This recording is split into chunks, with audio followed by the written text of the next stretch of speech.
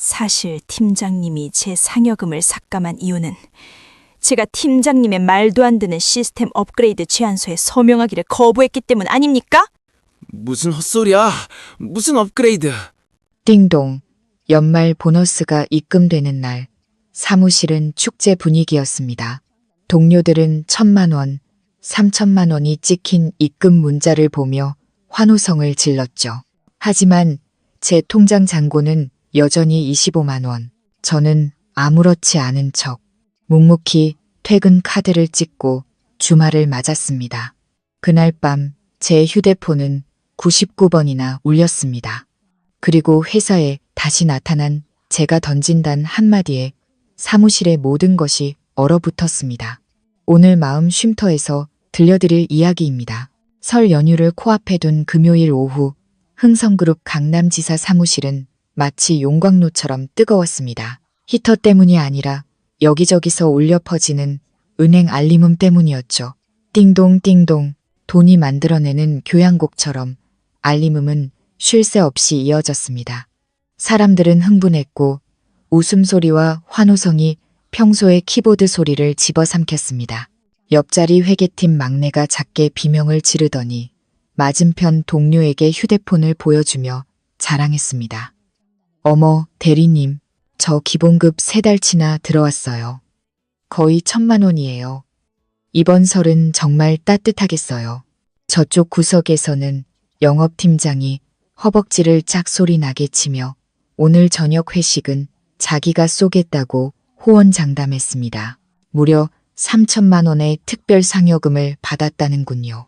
저는 사무실 구석에서 조용히 앉아 있었습니다. 땀으로 축축한 손에 들린 휴대폰이 불덩이처럼 느껴졌습니다. 제 이름은 이서연, 스마트시티 프로젝트의 팀장입니다. 지난 한 해 우리 지사에 기록적인 매출을 안겨준 바로 그 핵심 프로젝트였죠.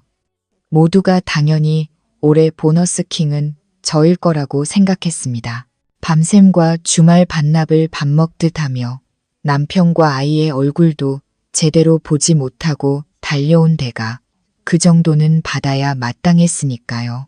머릿속에서는 온갖 숫자들만이 춤을 추고 있었습니다. 아파트 중도금, 납입 날짜, 시어머니의 관절염 약값, 그리고 아들에게 사주기로 약속한 새 옷. 그때 휴대폰이 진동하고 울렸습니다. 심장이 쿵 하고 내려앉는 것 같았습니다. 저는 떨리는 손으로 은행 앱을 열고 숨을 참으며 로딩 화면을 바라보았습니다. 화면에 나타난 숫자는 제 눈을 의심하게 만들었습니다. 마치 먼지 때문에 시야가 흐려진 것 같았죠. 출금 가능 잔액 25만 3천 원. 입금 내역 없음. 저는 믿을 수가 없어 황급히 앱을 껐다가 다시 켰습니다. 1번, 2번, 3번. 결과는 차갑고 잔인하게 그대로였습니다. 마치 한겨울에 얼굴에 끼얹어진 얼음물처럼요. 주변에서는 여전히 웃음소리가 가득했습니다. 설 선물로 무얼 살지, 어디로 여행을 갈지 떠드는 소리가 윙윙거리며 귓속을 파고들었습니다.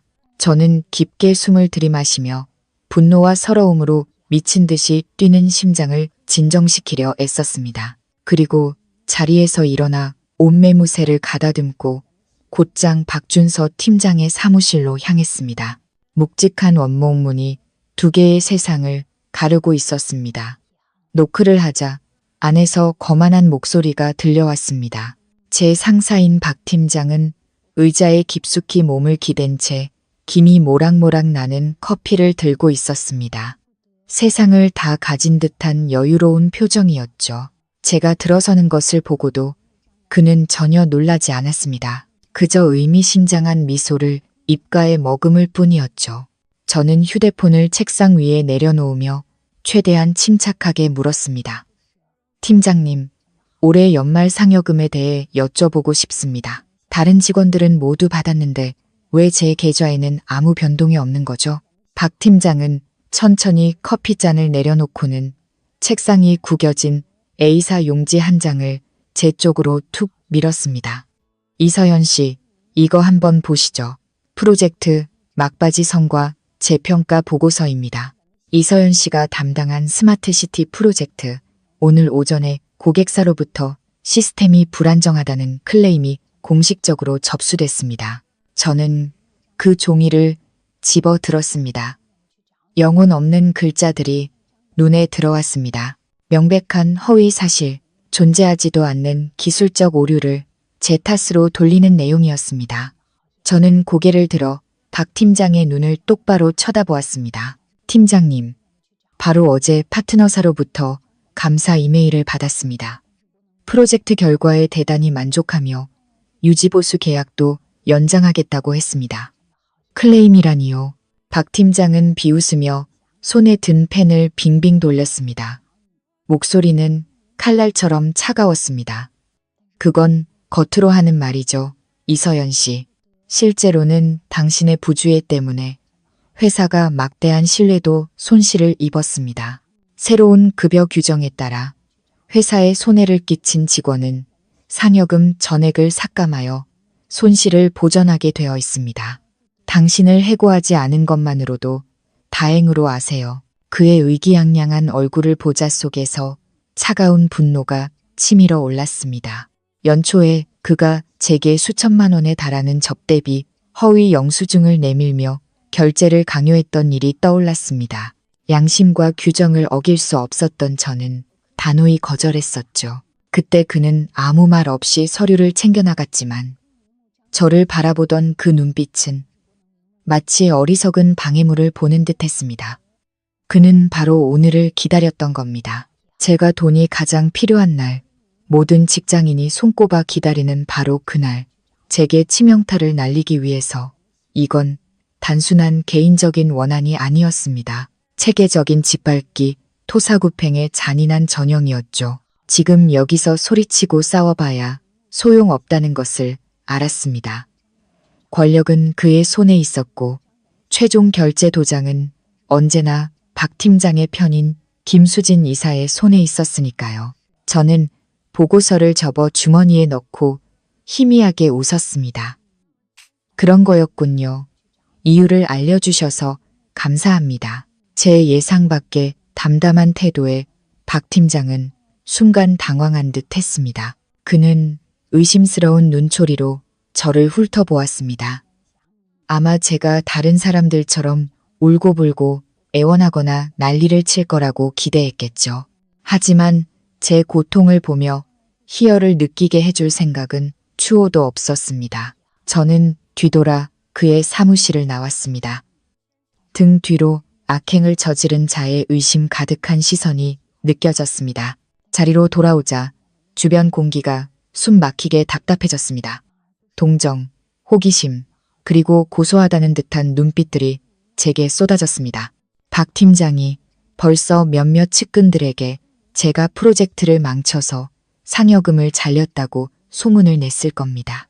헛소문과 험담이 가득한 이 회사에서 나쁜 소식은 빛보다 빠르게 퍼져나가니까요. 자리에 앉은 지 얼마 되지 않아 회의실 문 앞에서 박 팀장의 목소리가 쩌렁쩌렁 울려 퍼졌습니다. 모두 주목, 스마트 시티 프로젝트. 인수인계는 끝났지만 최종 데이터 검토가 필요합니다. 내일은 토요일, 설 연휴 전날이지만 이서연 씨 팀은 전원 출근해서 야근하도록 하세요. 불참 시 무단 결근으로 처리하고 다음 달 평가에 반영하겠습니다. 여기저기서 작게 웅성거리는 소리가 들렸지만 박 팀장이 눈을 부라리자 금세 조용해졌습니다. 설 연휴 전날 모두가 고향에 내려가고 집을 청소하며 가족과 함께할 준비를 하는 날입니다. 그런데 그는 후속 조치라는 명목 아래 무급 야근을 강요한 것입니다. 저는 자신들의 권리를 빼앗기고도 한마디 항변조차 못하고 고개를 숙인 팀원들을 보았습니다. 그들도 저처럼 힘없는 직장인, 돈과 권력에 짓눌려 고개조차 들 수 없는 사람들이었습니다. 저는 아무 반응 없이 조용히 제 개인 물품들을 챙기기 시작했습니다. 업무 수첩, 작은 선인장 화분, 그리고 가족 사진, 모든 것을 가방에 차곡차곡 담았습니다. 그리고 보안 USB를 컴퓨터에 꽂아 프로젝트의 모든 원본 데이터를 백업했습니다.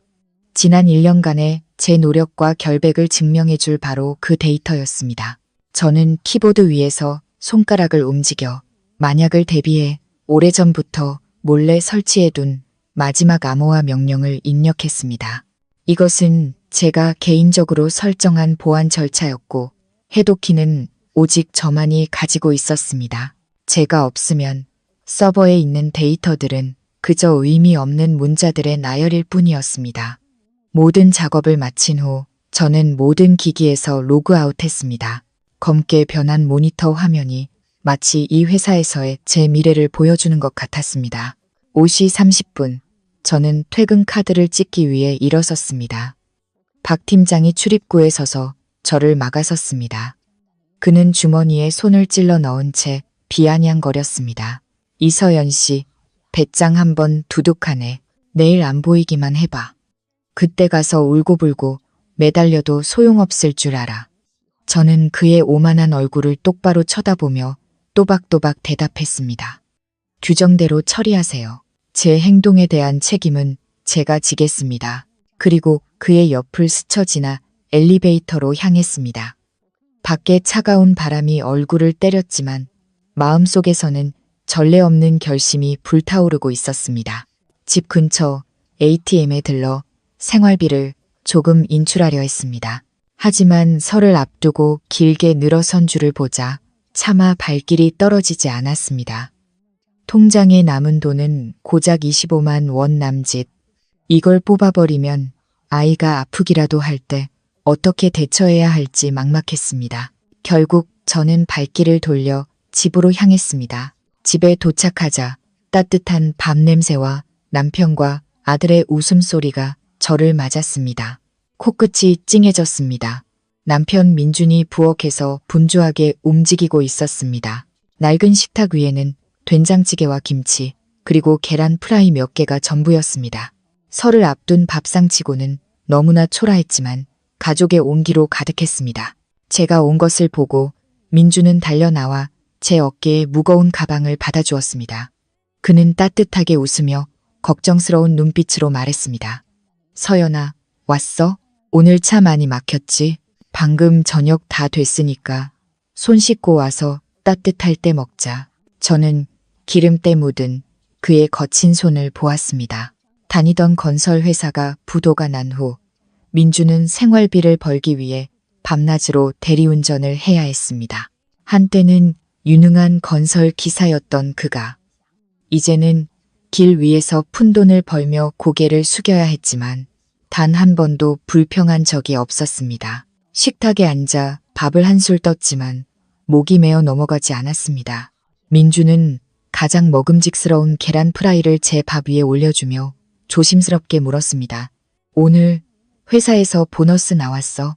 다음 학기 아들 학원비는 낼 수 있을까? 그의 질문이 비수처럼 제 가슴에 꽂혔습니다. 남편의 지친 얼굴과 아무것도 모른 채 맛있게 밥을 먹는 아들을 보자 차마 사실을 말할 수 없었습니다. 저는 맛없는 계란 프라이를 꿀꺽 삼키며 억지 미소를 지었습니다. 아마 월요일에 들어올 건가 봐. 연말이라 은행 시스템이 좀 느리대. 민주는 고개를 끄덕이며 안도의 한숨을 내쉬었습니다. 그래, 그럼 됐어. 설만 잘 쇠면 되지.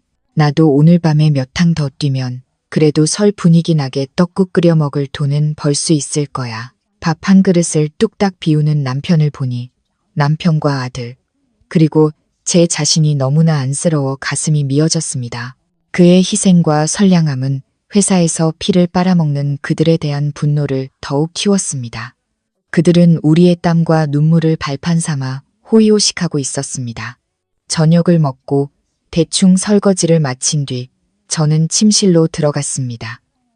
마지막으로 휴대폰 화면을 확인했습니다. 회사로부터의 해명이나 사과는 한마디도 없었습니다. 부당함이 만들어낸 소름 끼치는 침묵만이 존재할 뿐이었습니다. 저는 깊게 숨을 들이마시고 전원 버튼을 길게 눌렀습니다. 화면이 까맣게 변했습니다.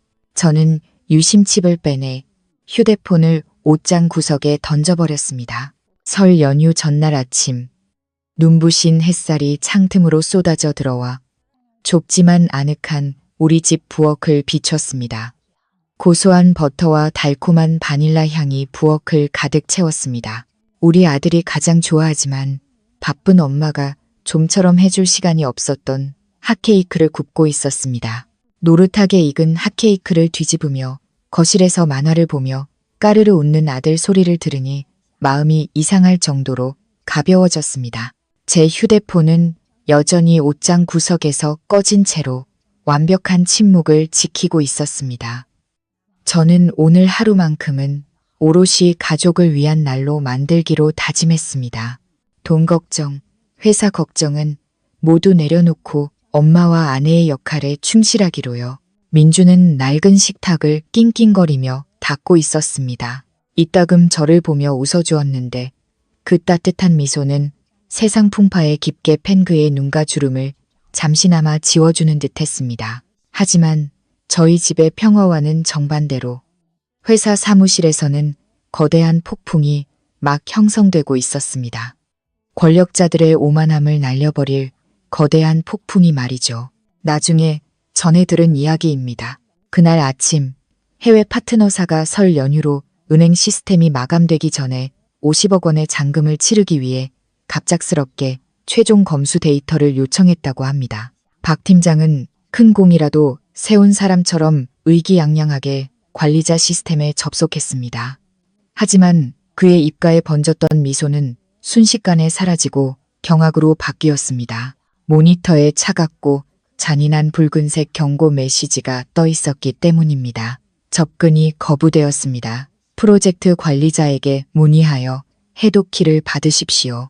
스마트 시티 프로젝트의 모든 데이터는 사라진 것이 아니었습니다. 그대로 있었지만 오직 저의 관리자 계정으로만 열 수 있는 알고리즘에 의해 단단히 잠겨 있었던 것입니다.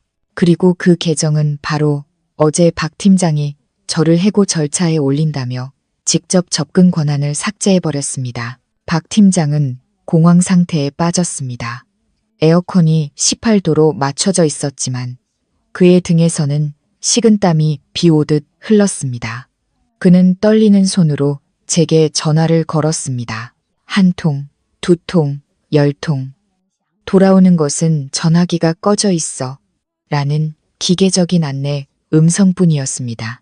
그는 메신저로, SNS로, 온갖 방법으로 연락을 시도했지만 모두 허공 속으로 사라졌습니다. 바로 그때 박 팀장이 오랫동안 등에 업고 있던 비밀 연인이자 지사장인 김수진 이사가 명품 원피스와 짙은 향수 냄새를 풍기며 나타났습니다. 머리를 쥐어뜯고 있는 박 팀장을 본 김 이사는 사무실이 떠나가라 소리를 질렀습니다. 자초지종을 들은 그녀의 두껍게 화장한 얼굴 역시 잿빛으로 변했습니다. 그들이 두려워한 것은 단순히 업무 지연이 아니었습니다. 더 큰 비밀이 숨겨져 있었기 때문입니다. 고객사로부터 받은 프로젝트 1차 성금을 그들은 설 전에 한몫 잡아보려고 외곽 지역 땅 투기에 몰래 사용했던 것입니다. 만약 오늘 최종 검수 보고서가 없어서 은행이 잔금을 지급하지 않으면 그들의 위험한 돈놀이는 파탄나고 거액의 빚더미와 함께 공금 횡령 사실이 세상에 드러나게 될 것이었습니다. 그날 오후 저녁을 준비하다가 남편의 휴대폰으로 뉴스를 보려는데 미처 나가지 못했던 전 직장 동료 단체 채팅방의 메시지가 눈에 들어왔습니다. 화면에 떠 있는 글자들을 보고 등골이 서늘해졌습니다. 박 팀장이 사람들에게 이렇게 떠들고 있었습니다. 이서연이 프로젝트 자료를 전부 들고 잠적했다. 도박 빚 때문에 회사 기밀을 경쟁사에 팔아넘기려고 작정한 것 같다. 얌전해 보이더니 무서운 사람이네. 듣자 하니 사채가 몇 억이라던데 그래서 저런 짓을 했나 봐. 누군가 박 팀장이 지어낸 이야기에 동조하며 악의적인 댓글을 달았습니다. 한 글자 한 글자 읽을 때마다 수천 개의 바늘이 심장을 찌르는 것 같았습니다. 회사를 위해 내 모든 것을 바쳤는데 돌아온 것은 배신과 이렇게 잔인한 모함이라니. 제넋 나간 표정을 본 민준이 조용히 제 손에서 휴대폰을 가져갔습니다. 그는 메시지들을 훑어보더니 평소에 온화하던 얼굴이 순식간에 굳어졌습니다. 저는 고개를 숙였습니다. 눈물이 터져 나올 것 같았습니다. 그가 저를 의심할까봐, 걱정할까봐 두려웠습니다. 이미 생활고의 무게가 그의 어깨를 너무 오랫동안 짓누르고 있었으니까요. 하지만 민주는 저를 추궁하지 않았습니다. 그는 휴대폰을 내려놓고 떨고 있는 제 두 손을 잡아주었습니다. 그의 목소리는 낮고 단단했습니다. 서연아, 무서워하지 마. 나무가 고든데 그림자가 휠까봐 걱정해. 우리가 어떻게 살았는지 하늘이 알고 땅이 알고 내가 알고 우리 아들이 알아. 남들이 하는 헛소리는 우리를 먹여 살리지도 죽이지도 못해. 그는 저를 품에 안고 아이를 달래듯 등을 토닥여 주었습니다. 이렇게까지 하는 걸 보니 저 사람들이 지금 당신을 두려워하고 있는 거야. 당신이 정말 잘못했다면 이렇게 소문낼 필요도 없이 벌써 경찰에 신고했겠지. 내일은 대리운전 쉬고 내가 회사까지 태워다 줄게. 내가 옆에 있을 테니 아무도 내 아내를 함부로 대하지 못할 거야. 민준의 절대적인 신뢰는 메말라가던 제 영혼에 따뜻한 물줄기처럼 흘러들었습니다. 저는 그의 어깨에 기대어 땀과 먼지가 섞인 익숙한 그의 채취를 맡았습니다. 이 남자는 부유하지도 힘이 있지도 않지만 가장 거센 풍랑 속에서 단 한 번도 제 손을 놓은 적이 없었습니다. 저는 눈물을 닦고 그를 바라보았습니다. 눈빛에는 다시 단단한 의지가 서려 있었습니다. 그래, 나는 혼자가 아니야. 내게는 가족이라는 든든한 버팀목이 있다. 어쩌면 이 역경 덕분에 내 곁을 지키는 사람의 진심을 더 깊이 깨닫게 된 것인지도 모릅니다. 그들은 헛소문이 저를 절망하게 만들어 스스로 기어 나오게 만들 것이라 생각했겠지만 착각이었습니다. 그들의 잔인함은 오히려 저를 더 강하게 만들었고 저 자신과 그들에게 짓밟혀온 사람들을 위해 공정함을 되찾겠다는 결심을 더욱 굳건하게 만들었습니다. 악의적인 소문으로도 저를 끌어낼 수 없게 되자 공황 상태에 빠진 박 팀장 대신 김 이사가 직접 나섰습니다. 그녀는 회사 번호도 제가 아는 개인 번호도 아닌 아마 대포폰이거나 다른 사람에게 빌린 듯한 낯선 번호로 제게 전화를 걸었습니다. 조용한 오후 휴대폰 기본 벨소리가 날카롭게 울려 퍼졌습니다. 화면에 뜬 낯선 번호를 보자 직감적으로 누구인지 알 수 있었습니다. 저는 깊게 숨을 들이마시고 헝클어진 머리를 쓸어 넘긴 뒤 침착하게 통화 버튼을 눌렀습니다. 여보세요. 저는 마치 택배 기사의 전화를 받는 것처럼 아무렇지 않게 말했습니다. 수화기 너머로 김 이사 특유의 차갑고 신경질적인 목소리가 들려왔습니다. 조금의 우호적인 기색도 없었습니다. 이서연 씨, 오늘 하루 종일 뭐 하는 짓이야? 당신 때문에 지금 회사가 발칵 뒤집힌 거 몰라?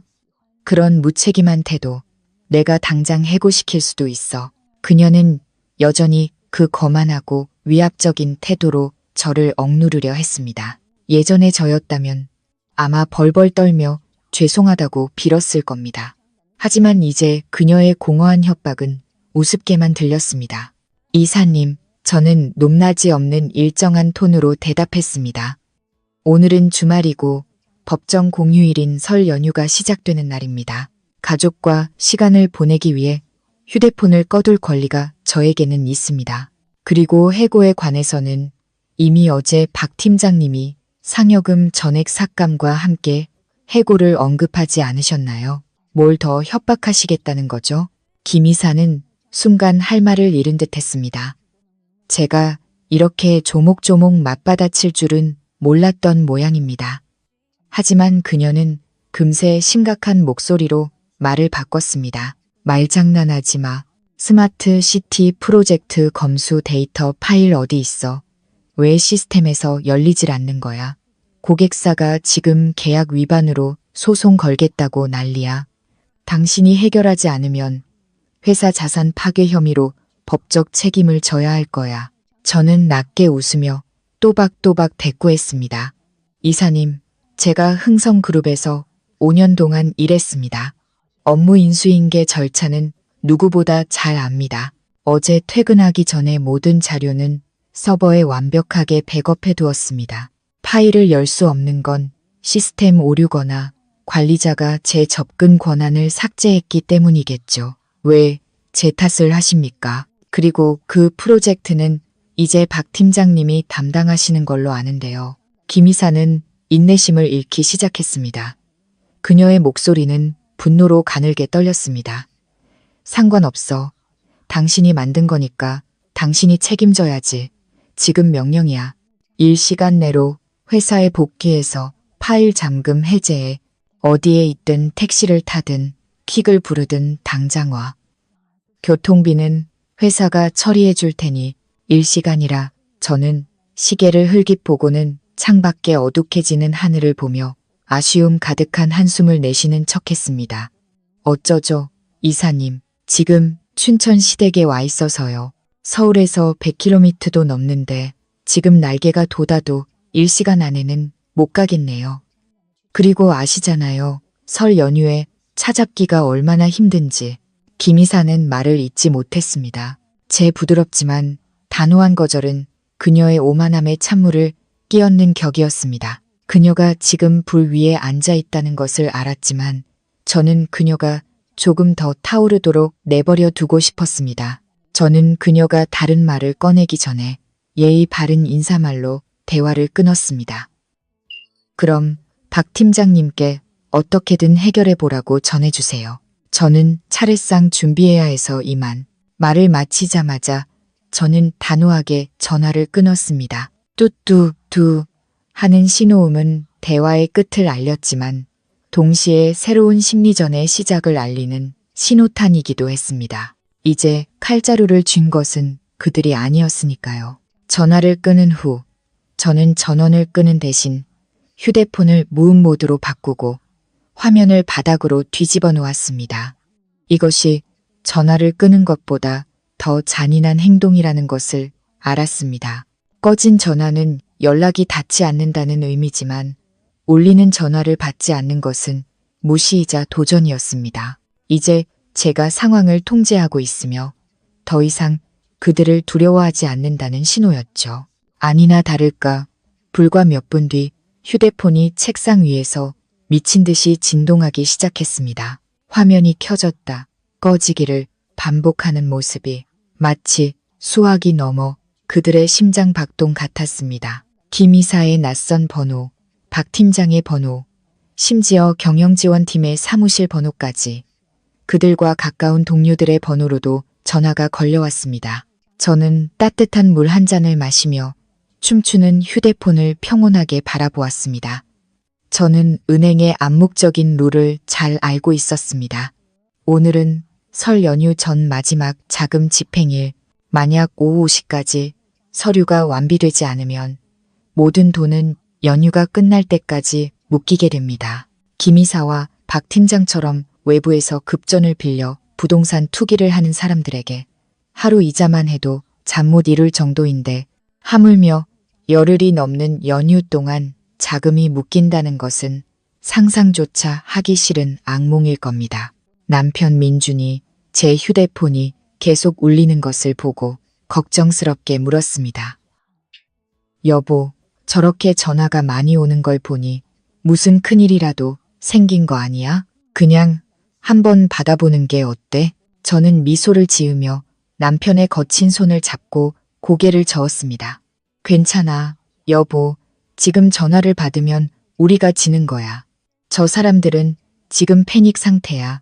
우리가 침묵할수록 그들의 약점은 더 드러나게 될 거야. 날 믿어줘. 나 다 생각이 있어. 남편을 안심시키고 상황을 파악하기 위해 저는 신입 시절 제가 직접 가르쳤던 인턴 미나의 메신저를 열었습니다. 미나가 몰래 보내온 메시지는 마치 현장 생중계 같았습니다. 선배님, 지금 난리 났어요. 김 이사님이 회의실에서 책상 치고 소리 지르면서 박 팀장님을 엄청나게 몰아붙이고 있어요. 두 사람이 선배님 컴퓨터를 다 뒤지고 IT팀까지 불렀는데도 잠금을 못 풀었대요. 엿들었는데 은행 마감됐다고, 이제 다 죽었다고 하던데요. 박 팀장님 얼굴은 완전히 잿빛이에요.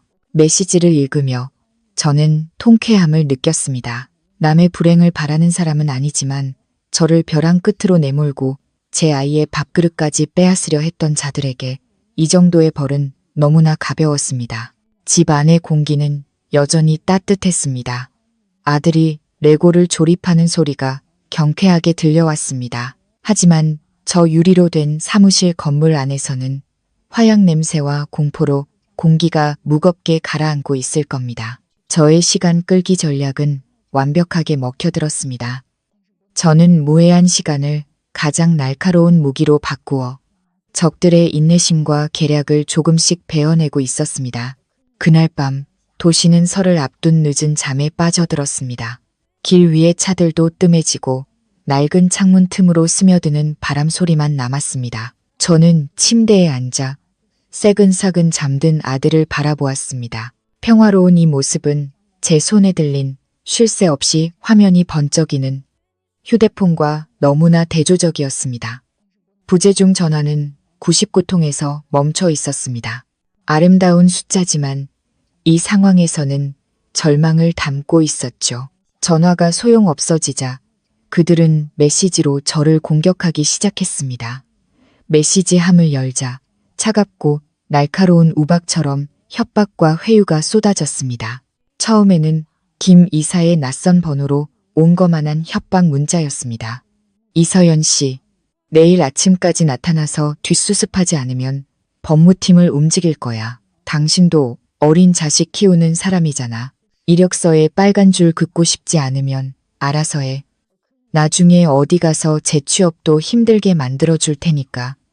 아이를 언급하는 대목에서 저는 손을 꽉 쥐었습니다. 손톱이 손바닥을 파고드는 아픔이 느껴졌습니다. 저 여자도 엄마이면서 어떻게 다른 엄마에게 아이를 빌미로 협박할 수 있을까? 돈에 대한 탐욕이 그녀를 이렇게 무서운 괴물로 만들어버린 걸까요? 김 이사의 협박 사이에는 박 팀장의 가식적인 회유 문자도 섞여 있었습니다. 아마 김 이사에게 된통 깨진 후 정말로 두려워지기 시작한 모양이었습니다. 서연아, 어디야? 우리 만나서 얘기 좀 하자. 상여금 문제는 내가 김 이사님께 다시 말씀드려 볼게. 회계팀 착오였을 수도 있잖아. 제발 전화 좀 받아. 고객사가 정말 강하게 나오고 있단 말이야. 저는 그 글자들을 스쳐 지나가며 씁쓸하게 웃었습니다. 착오.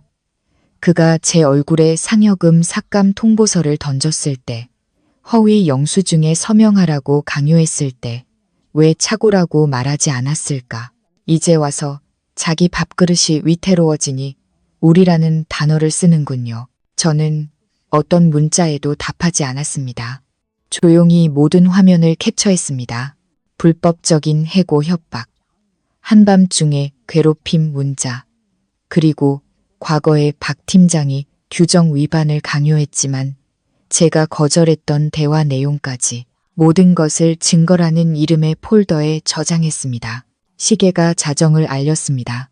새로운 날의 시작이자 제 인내심이 행동으로 전환되는 순간이었습니다. 노트북을 켜고 개인 이메일에 접속했습니다. 석 달 전부터 작성해 두었던 임시 저장함에 잠자고 있던 메일 한 통을 꺼내 마지막으로 수정했습니다. 수신인은 흥성그룹 본사 감사팀, 제목은 강남지사의 심각한 규정 위반 및 횡령 증거 보고. 저는 그동안 몰래 수집해온 모든 비자금, 흐름 내역과 허위 영수증, 그리고 박 팀장이 직원들에게 불법을 지시했던 회의 녹음 파일까지 전부 첨부했습니다. 마우스를 쥔 손가락이 미세하게 떨렸습니다. 보내기 버튼을 누르면 다시는 돌아올 수 없다는 것을 알았습니다. 저는 그들의 공공의 적이 될 것이고 상상 이상의 거센 폭풍이 몰아칠 것이었습니다. 저는 곤히 잠든 남편과 아들의 천진난만한 얼굴을 보았습니다. 이들을 위해서라도 저는 약해질 수 없었습니다. 깊게 숨을 들이마시고 모든 용기를 손끝에 모았습니다. 딸깍. 이메일은 전송되었습니다. 노트북을 덮자 오랫동안 가슴을 짓누르던 돌덩이가 내려가는 기분이었습니다. 창밖에는 봄을 재촉하는 비가 내리기 시작했습니다. 내일 아침 해가 뜨면 아주 긴 하루가 시작될 것이었습니다. 설 연휴 이틀 전 월요일 아침, 서울의 거리는 평소보다 한산했습니다.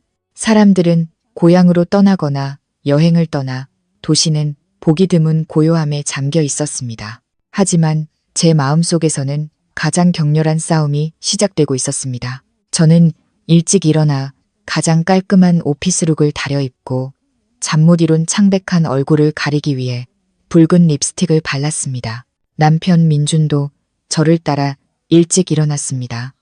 그는 부엌에서 따뜻한 생강차를 끓여 제 낡은 보온병에 조심스럽게 담아주었습니다. 그가 보온병을 건네며 제 손을 꼭 잡아주었습니다. 그의 단단한 눈빛이 제게 힘을 주었습니다. 이거 가져가서 마셔. 속 따뜻하게. 나 오늘 대리운전 쉬기로 했어. 회사 앞 카페에서 기다리고 있을게. 저 사람들이 힘들게 하면 바로 전화해. 3분이면 갈 수 있어. 저는 고개를 끄덕이며 솟아오르는 감정을 억눌렀습니다. 이런 남편이 곁에 있는데 세상에 어떤 폭풍이 두렵겠습니까? 저는 가방을 들고 집을 나섰습니다. 고개를 들고 희미한 아침 햇살을 맞았습니다. 회사 건물 로비에 들어서자마자 평소와 다른 분위기를 감지할 수 있었습니다. 매일 아침 웃으며 인사해 주시던 경비 아저씨는 오늘따라 저를 힐끗 보며 난처한 표정을 지었고 안내 데스크의 직원은 립스틱을 바르다 말고 저를 보자 황급히 고개를 숙였습니다. 제가 돈을 들고 잠적했다는 소문이 이 건물 구석구석까지 퍼진 모양이었습니다. 엘리베이터가 12층에서 열렸습니다. 내리자마자 마케팅팀의 친한 후배 준호와 부딪힐 뻔했습니다. 준호는 주위를 살피더니 저를 구석으로 끌고 가 걱정스럽게 속삭였습니다. 선배님, 여긴 어쩐 일이에요? 지금 박 팀장님 완전 난리 났어요. 아침 회의 때 책상 치면서 선배님이 공금 횡령하고 경쟁사에 자료 팔았다고 경찰에 신고하겠다고 소리 질렀어요. 조심하세요. 그냥 돌아가시는 게. 준호의 하얗게 질린 얼굴을 보고 저는 안심시키듯 미소를 지었습니다. 걱정해줘서 고마워, 준호야. 하지만 내가 잘못한 게 없는데 왜 숨어야 해? 난 내 결백을 증명하러 온 거야. 준호는 놀란 눈으로 저를 바라보았습니다. 평소 조용하고 말없던 선배가 세상의 험담 앞에서 이렇게 담담할 줄은 몰랐던 모양입니다. 저는 그의 어깨를 두드려주고 사무실 유리문을 향해 걸어갔습니다.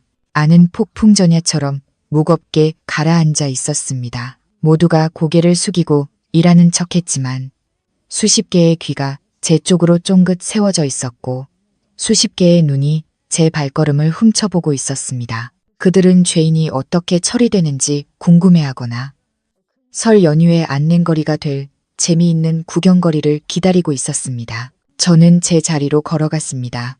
금요일에 어질러 놓았던 서류들이 그대로 쌓여 있었습니다. 작은 선인장 화분만이 누군가에 의해 쓰러져 흙이 하얀 책상 위에 쏟아져 있었습니다. 저는 조용히 화분을 바로 세우고 흙을 털어냈습니다. 이 선인장처럼 짓밟혀도 저는 살아남을 것이고 이전보다 더 날카로운 가시를 세울 것입니다. 그때 바닥을 때리는 하이힐 소리와 함께 팀장실 문이 거칠게 열렸습니다. 그들의 환영식이 시작된 것이었습니다. 팀장실 문이 벽에 부딪히며 사무실 전체가 깜짝 놀랄 만큼 날카로운 소리를 냈습니다. 박 팀장이 폭풍처럼 뛰쳐나왔습니다. 그의 얼굴은 분노로 시뻘겋게 달아올라 있었고 잠을 못 잔 듯 두 눈에는 핏발이 서 있었습니다. 제 책상 옆에 태연하게 서 있는 저를 보자 그는 지난 이틀간 쌓인 모든 분노와 공포를 쏟아낼 표적을 찾은 듯 했습니다. 이서연 씨, 당신 아직도 여기 얼굴을 들이밀 수 있어? 박 팀장은 고래고래 소리를 질렀습니다. 일부러 다른 부서 직원들까지 모두 들으라는 듯이요. 그는 손가락으로 저를 가리키며 소리쳤습니다. 당장 데이터 파일 내놔. 무슨 수작이야. 당신의 무책임한 태도 때문에 회사가 수십억 원의 손해를 입은 거 알아? 감옥에 가야 정신을 차리겠어. 주변 동료들이 웅성거리기 시작했습니다. 수군거리는 소리가 벌떼처럼 일어났습니다. 어떤 이는 혀를 차며 고개를 저었고 어떤 이는 저를 도둑보듯 경멸의 눈빛으로 쳐다봤습니다. 박 팀장은 부하 직원의 배신에 상처 입은 충성스러운 관리자 역할을 연기하며 자신의 무능함을 덮기 위해 저를 악랄한 파괴자로 만들고 있었습니다. 저는 그의 광기 어린 모습에도 전혀 흔들리지 않고 가만히 서 있었습니다. 그의 눈을 똑바로 쳐다보자 그의 눈빛이 순간 움찔했습니다. 저는 천천히 주머니에서 휴대폰을 꺼내 화면을 켠 뒤 모두가 볼 수 있도록 높이 들어 올렸습니다. 팀장님, 제가 수작을 부린다고요? 파일을 숨겼다고요? 제 목소리는 주변의 소음을 잠재울 만큼 맑고 크게 울려 퍼졌습니다. 그럼 여기 눈 똑똑히 뜨고 보시죠. 이것은 우리 프로젝트 팀 단체 채팅방입니다. 저는 금요일 오후에 보낸 메시지를 찾아 화면을 확대했습니다. 금요일 오후 5시 30분 퇴근하기 직전에 저는 압축 파일이 담긴 폴더 링크와 해독 암호를 그룹 채팅방에 공유했습니다.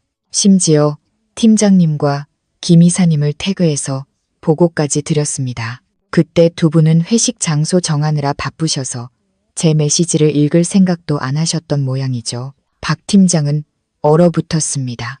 그는 휴대폰 화면을 멍하니 바라보았습니다. 제가 보낸 메시지는 보낸 시간과 함께 그를 포함한 모든 팀원이 읽었음 상태로 선명하게 남아 있었습니다. 단지 제 상여금을 잘랐다는 승리감에 취해 그리고 은행의 독촉에 정신이 팔려 그는 그 메시지의 존재를 까맣게 잊고 있었던 겁니다. 아니면 제가 그렇게까지 철저하게 일했을 거라고는 상상조차 못했겠죠. 사무실의 수군거림은 방향을 바꾸었습니다. 의심의 눈초리들이 박 팀장에게로 향하기 시작했습니다. 여기저기서 그의 어리석음을 비웃는 작은 웃음소리가 터져 나왔습니다. 박 팀장의 얼굴은 붉은색에서 보라색으로 다시 잿빛으로 변했습니다. 그는 더듬거리며 마지막 남은 체면이라도 지키려 애썼습니다. 당신이 언제 보냈어? 아마 네트워크 문제로 내가 못 받았나 보지. 설사 보냈다고 해도 직접 구두로 보고해야 할 거 아냐. 누가 그렇게 메신저로 대충 보고해? 저는 낮게 웃으며 휴대폰을 내렸습니다. 저는 회사 규정대로 일했습니다. 업무 채팅방을 통한 보고는 필수 규정입니다. 팀장이라는 분이 제대로 확인도 안 하고 직원을 횡령범, 절도범으로 몰아붙이셨는데 이 무고에 대해서는 어떻게 설명하실 건가요? 박 팀장은 할 말을 잃었고 그의 이마에는 식은땀이 송골송골 맺혔습니다. 분위기가 극도로 팽팽해진 바로 그때 이사실 문이 조용히 열렸습니다. 김 이사가 완벽한 비즈니스 미소를 지으며 걸어 나왔습니다. 하지만 저를 보는 그녀의 눈빛은 비수처럼 차가웠습니다.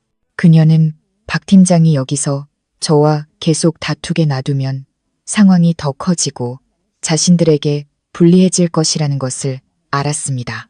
그녀는 이 불을 즉시 꺼야 했습니다. 그리고 더 중요하게는 저를 동정하기 시작한 군중으로부터 저를 떼어놓아야 했습니다. 자자, 그만들 해요. 김 이사는 손뼉을 2번 치며 달콤하면서도 위험 있는 목소리로 말했습니다. 월요일 아침부터 그것도 설 앞두고 이게 무슨 소란이에요. 박 팀장도 너무 성급했네. 제대로 확인도 안 하고 직원을 다그치면 어떡해요. 그녀는 박 팀장을 스쳐 지나가며 날카로운 경고의 눈빛을 보낸 뒤 제게로 돌아서서는 마치 철없는 동생을 타이르듯 부드럽게 말했습니다. 서연 씨, 나도 서연 씨가 억울한 마음인 거 알아요. 아마 전달 과정에서 오해가 좀 있었나 보네. 자, 내 방으로 들어가서 얘기해요. 우리끼리 조용히 원만하게 해결해야지. 여기서 사람들 보는데 이게 무슨 망신이야. 저는 이 교활한 여자의 속셈을 꿰뚫어 보고 있었습니다. 그녀는 우리끼리라는 말로 진실을 덮고 권력과 돈으로 어둠 속에서 저와 타협하려 했습니다. 정의의 빛이 닿지 않는 곳에서 말이죠. 하지만 저는 더 이상 그들의 헛된 약속을 믿는 순진한 직원이 아니었습니다. 하지만 아직 모든 패를 보여줄 때는 아니라고 생각했습니다. 호랑이를 잡으려면 호랑이 굴로 들어가야 했습니다. 그들의 입에서 직접 잘못을 시인하는 말을 녹음해야 마지막 증거를 완성할 수 있었습니다. 저는 가방을 고쳐매고 김 이사를 보며 예의 바르지만 의미심장하게 대답했습니다. 네, 이사님 말씀이 맞습니다. 이 일은 확실히 짚고 넘어가야죠. 저도 이사님 방에 들어가서 두 가지를 명확히 하고 싶습니다. 첫째, 제 상여금이 왜 0원인지에 대한 정확한 이유. 둘째, 지난 며칠간 제 명예를 훼손한 악의적인 소문에 대한 공식적인 사과입니다. 저는 일부러 모든 사람이 들을 수 있도록 크게 말했습니다. 이곳에 있는 모든 직원이 제 증인이 되어주길 바랐습니다. 저는 애걸하러 들어가는 것이 아니라 정의를 되찾으러 들어가는 것이라고. 김 이사의 얼굴이 순간 굳어지고 입가에 미소가 멈칫했습니다. 하지만 그녀는 애써 고개를 끄덕였습니다. 알았어요. 들어가서 얘기하죠. 들어와요. 그녀는 제가 먼저 들어가도록 길을 비켜주었습니다. 저는 그녀를 지나치며 숨 막힐 듯 짙은 향수 냄새를 느꼈습니다. 묵직한 원목문이 우리 뒤에서 천천히 닫히며 바깥의 빛과 소리를 차단했습니다. 철컥하고 잠금장치가 걸리는 소리가 울려 퍼졌습니다. 진짜 싸움은 지금부터 시작이었습니다. 이 밀실 안에서는 더 이상 가식적인 예의는 없을 것이고 오직 탐욕의 민낯과 타협 없는 대결만이 존재할 것이었습니다. 저는 김 이사의 책상 맞은편 의자에 허리를 꼿꼿이 세우고 앉았습니다. 휴대폰 녹음 기능이 켜진 가방을 무릎 위에 가볍게 올려두었습니다. 김 이사는 책상을 돌아 자신의 커다란 가죽 의자에 앉았고 박 팀장은 팔짱을 낀 채 캐비닛에 기대어 저를 잡아먹을 듯한 눈으로 쏘아보았습니다. 자, 김 이사가 입을 열었습니다. 그녀의 목소리에서는 아까의 달콤함이 완전히 사라지고 냉정함과 계산적인 태도만 남았습니다. 이제 외부인 없으니 원하는 게 있으면 빙빙 돌리지 말고 똑바로 말해요. 나 바쁜 사람이니 시시콜콜한 얘기 들어줄 시간 없으니까. 저는 가방을 책상 위에 내려놓고 천천히 휴대폰을 꺼내 잔액 25만 원, 이 찍힌 은행 앱을 다시 열었습니다. 그리고 조용한 고발장처럼 김 이사의 눈앞에 화면이 보이도록 내려놓았습니다. 이사님, 저는 그녀의 눈을 똑바로 쳐다보며 차분하게 말했습니다. 정확한 답변을 원합니다. 제가 담당한 스마트 시티 프로젝트는 목표 매출을 20% 초과 달성했고 제 연말 KPI 평가도 A등급 최우수였습니다. 그런데 왜 제 상여금은 0원입니까?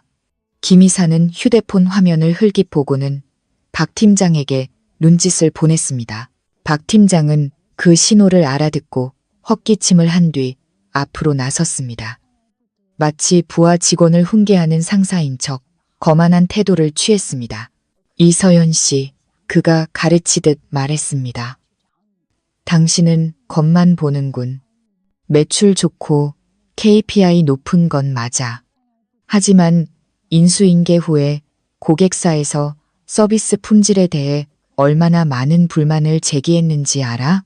당신이 제대로 처리하지 않은 사소한 오류들 때문에 회사가 다른 기술 인력을 보내 수습하느라 비용이 얼마나 많이 들었는지 아냐고. 그 비용을 당신 상여금에서 뺀 거야. 이 정도로 끝난 걸 다행으로 알아. 사소한 오류요? 저는 비웃음이 섞인 웃음을 터뜨렸습니다. 팀장님, 그렇게 두루술하게 말씀하시면 누가 믿겠습니까? 고객사 클레임 접수 공문이라도 있나요? 추가 기술 지원 요청서라도 있나요? 아니면 그냥 팀장님의 말씀뿐인가요? 박 팀장의 얼굴이 붉어지며 더듬거렸습니다. 서류는 경영지원팀에서 보관하고 있어. 당신 같은 평사원이 무슨 권리로 내부 문서를 보자고 하는 거야? 내부 문서를 볼 권리는 없지만 저에게는 이게 있습니다. 저는 가방에서 비닐 파일에 고이 보관된 종이 한 장을 꺼냈습니다. 그것은 파트너사 대표의 친필 서명과 선명한 직인이 찍힌 고객 만족도 평가서 사본이었습니다. 저는 그 종이를 김 이사 앞으로 밀었습니다. 이거 보시죠. 지난 25일 파트너사 대표님이 직접 매우 만족에 서명하시고 우리 프로젝트 팀에 특별 보너스를 지급해달라고 요청까지 하셨습니다. 팀장님은 고객사가 불만을 제기했다고 하셨는데 그럼 이 서명은 가짜입니까? 김 이사는 그 종이를 집어들었습니다. 선명한 직인을 본 그녀의 안색이 미세하게 변했습니다. 그녀는 제가 회사에 제출하기 전에 이런 서류까지 복사해 두었을 줄은 몰랐던 겁니다. 그녀는 종이를 책상에 내던지며 헛웃음을 쳤습니다. 이게 뭘 증명하는데? 고객사들이 예의상 서명해 준 것뿐이지 뒤에서는 임원들한테 무슨 말을 했을지 당신이 어떻게 알아? 예의상이라고요? 제 목소리는 더욱 날카로워졌습니다. 이사님, 이것은 법적 효력을 갖는 공식 문서이자 계약 대금 지급의 근거입니다. 고객사가 장난으로 서명했다고 말씀하시는 건 파트너사와 우리 흥성그룹의 신뢰를 무시하는 처사입니다. 제가 이 서류를 본사에 보내 대조를 요청한다면 본사에서는 직인이 찍힌 문서를 믿을까요? 아니면 박 팀장님의 근거 없는 말을 믿을까요? 김 이사와 박 팀장은 동시에 얼어붙었습니다. 제가 그들의 아킬레스건을 건드렸다는 것을 깨달은 것입니다. 그들의 어설픈 변명은 힘없는 직원들에게나 통할 뿐 명백한 증거 앞에서는 무용지물이었습니다. 그들이 침묵하는 것을 보고 저는 1라운드에서 승리했음을 직감했습니다. 하지만 여기서 멈추지 않았습니다. 저는 박 팀장의 가면을 완전히 벗겨내고 김 이사에게 제가 그녀가 생각하는 것보다 훨씬 더 많은 것을 알고 있음을 보여주고 싶었습니다. 저는 단순히 묵묵히 일만 하는 직원이 아니라 모든 것을 지켜보고 분석하는 사람이었습니다. 저는 박 팀장을 쳐다보았습니다. 평소에 순종적인 눈빛이 아닌 수파 터진 종양을 도려낼 준비가 된 외과 의사의 메스처럼 날카로운 눈빛으로요. 박 팀장님, 저는 그의 이름을 부르며 목소리를 낮췄습니다. 사실 팀장님이 제 상여금을 삭감한 이유는 고객사 불만도 기술적 오류도 아니잖아요. 팀장님은 저를 미워하고 짓밟고 싶었던 거죠. 지난 6월 제가 팀장님의 말도 안 되는 시스템 업그레이드 제안서에 서명하기를 거부했기 때문 아닙니까? 박 팀장은 움찔하며 손에 든 컵을 놓칠 뻔했습니다. 그는 더듬거리며 말했습니다. 무슨 헛소리야. 무슨 업그레이드? 모르는 척하지 마세요. 저는 한마디 못을 박든 말을 이어갔습니다. 팀장님은 기존 계약에도 없는 불필요한 보안 기능을 추가하자고 제안하셨죠. 추가 비용은 1억 원. 제가 기술 검토 확인서에 서명만 하면 김 이사님께 결제를 올리겠다고 하셨고요. 하지만 저는 그 기능이 전혀 필요 없을 뿐만 아니라 오히려 시스템 속도를 저하시킬 수 있다는 분석 보고서를 제출했습니다. 저는 가방에서 또 다른 서류 뭉치를 꺼내 책상 위에 탁 소리가 나게 던졌습니다. 그것은 저와 박 팀장이 주고받았던 이메일 출력본과 제가 몰래 조사해 두었던 실제 비용 견적서였습니다. 여기 있습니다. 저는 서류를 가리켰습니다. 팀장님이 아는 업체를 통해 받은 견적서에는 해당 소프트웨어의 실제 가격이 2천만 원에 불과합니다. 팀장님은 1억 원으로 부풀려 8천만 원의 차익을 챙기려 하셨죠. 제가 서명하지 않아서 공금을 빼돌리지 못하게 되자 앙심을 품고 저를 내쫓으려 하신 거 아닙니까? 박 팀장의 얼굴은 핏기 하나 없이 하얗게 질렸습니다. 그가 이런 증거들을 제가 모두 보관하고 있을 줄, 심지어 소프트웨어의 실제 가격까지 조사했을 줄은 꿈에도 몰랐을 겁니다. 그는 도움을 청하듯 김 이사를 쳐다봤지만 김 이사 역시 얼굴이 창백해져 있었습니다. 그녀는 서류를 집어들고 떨리는 손으로 훑어보았습니다. 박 팀장이 탐욕스럽다는 것은 알았지만 이렇게 대담하고 허술하게 흔적을 남겼을 줄은 몰랐던 겁니다. 너 나를 미행했어. 박 팀장은 공포에 질려 목소리가 갈라졌습니다. 내가 직원이야. 스파이야. 직원입니다. 저는 의자에 등을 기대며 태연하게 대답했습니다. 그리고 직원의 임무는 회사의 이익을 보호하는 것입니다. 저는 팀장님을 미행한 게 아니라 제 직업윤리에 따라 행동했을 뿐입니다. 흔적을 남긴 것은 제가 아니라 팀장님의 탐욕입니다. 김 이사는 서류를 내려놓고 심호흡을 하며 평정심을 되찾으려 애썼습니다. 그녀는 상황이 완전히 역전되었음을 깨달았습니다. 저는 더 이상 도사를 기다리는 어린 양이 아니라 그들의 경력과 자유를 위협하는 시한폭탄이었습니다. 서연아, 김 이사는 목소리를 한껏 부드럽게 바꾸었습니다. 이건 박 팀장이 좀 성급했던 것 같네. 하지만 너무 맑은 물에는 고기가 살 수 없다고 하잖아. 프로젝트를 하다 보면 좀 융통성이 있어야지. 이렇게 빡빡하게 굴면 동료들이 힘들어져.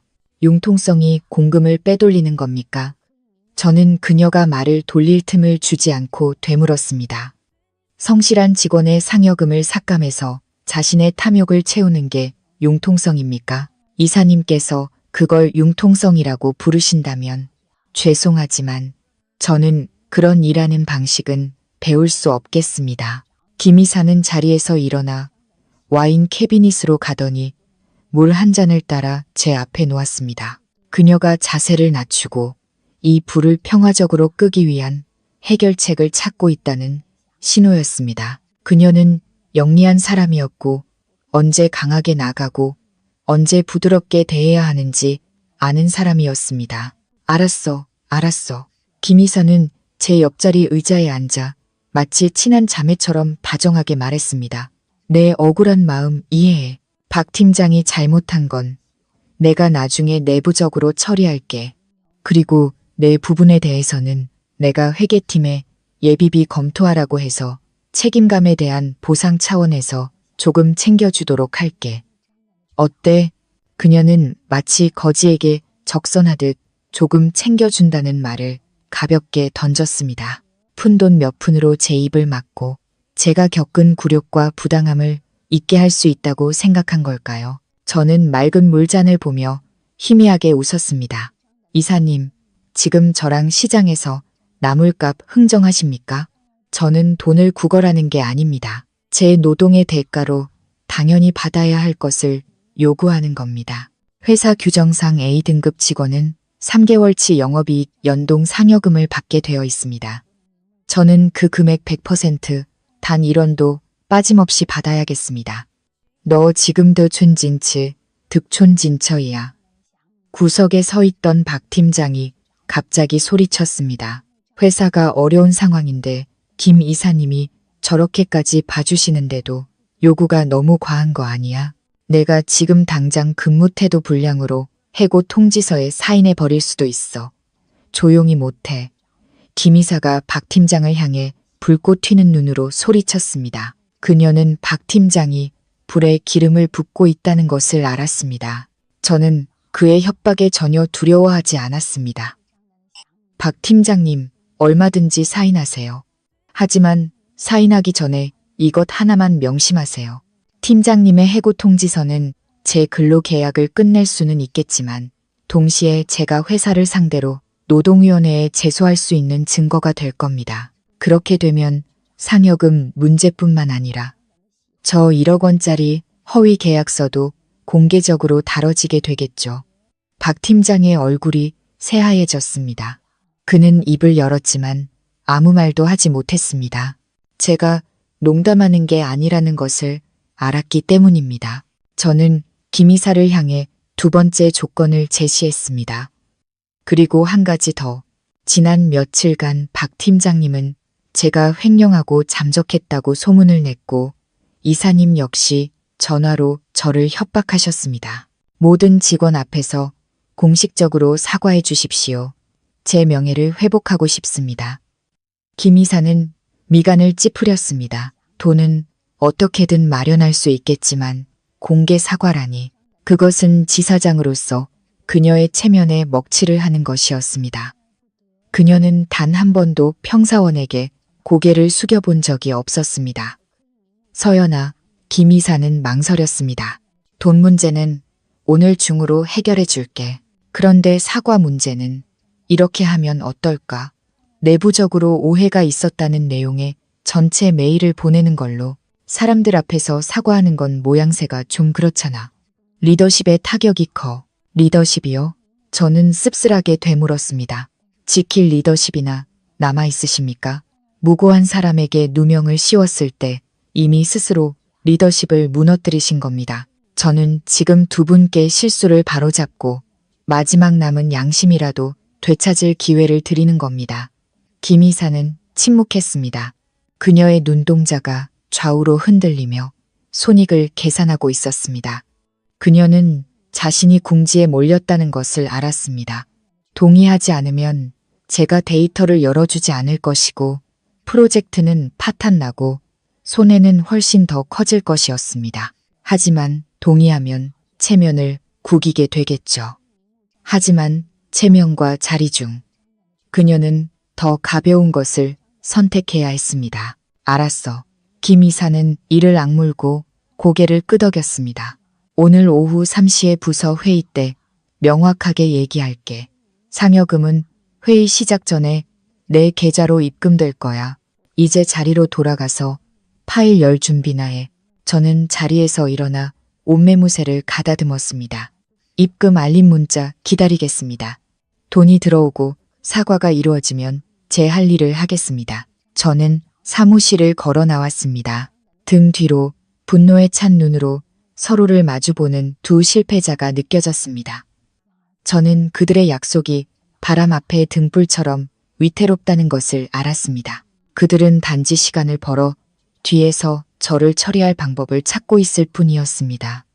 하지만 저는 모든 상황에 대비하고 있었습니다.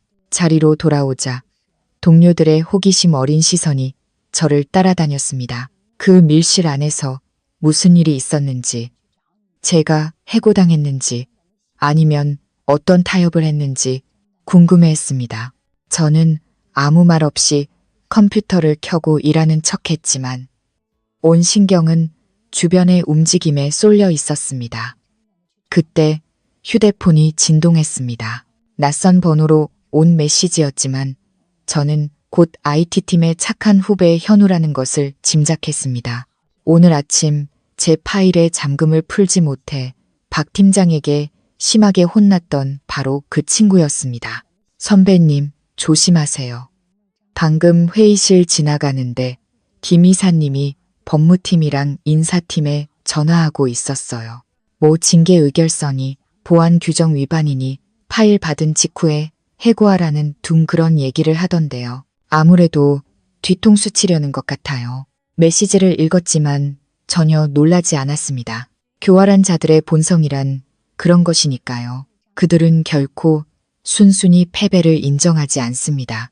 그들은 제 타협을 순진함으로 여기고 제가 쓸모 없어지는 순간 저를 차함을 덧칠 준비하고 있었던 겁니다. 저는 현우에게 웃는 이모티콘과 함께 고마워라고 답장을 보냈습니다. 어둠 속에서 저를 묵묵히 응원해주는 선량한 동료들이 있다는 것에 감사했습니다. 그들은 제가 혼자 싸우고 있지 않다는 것을 느끼게 해주는 작은 불씨였습니다.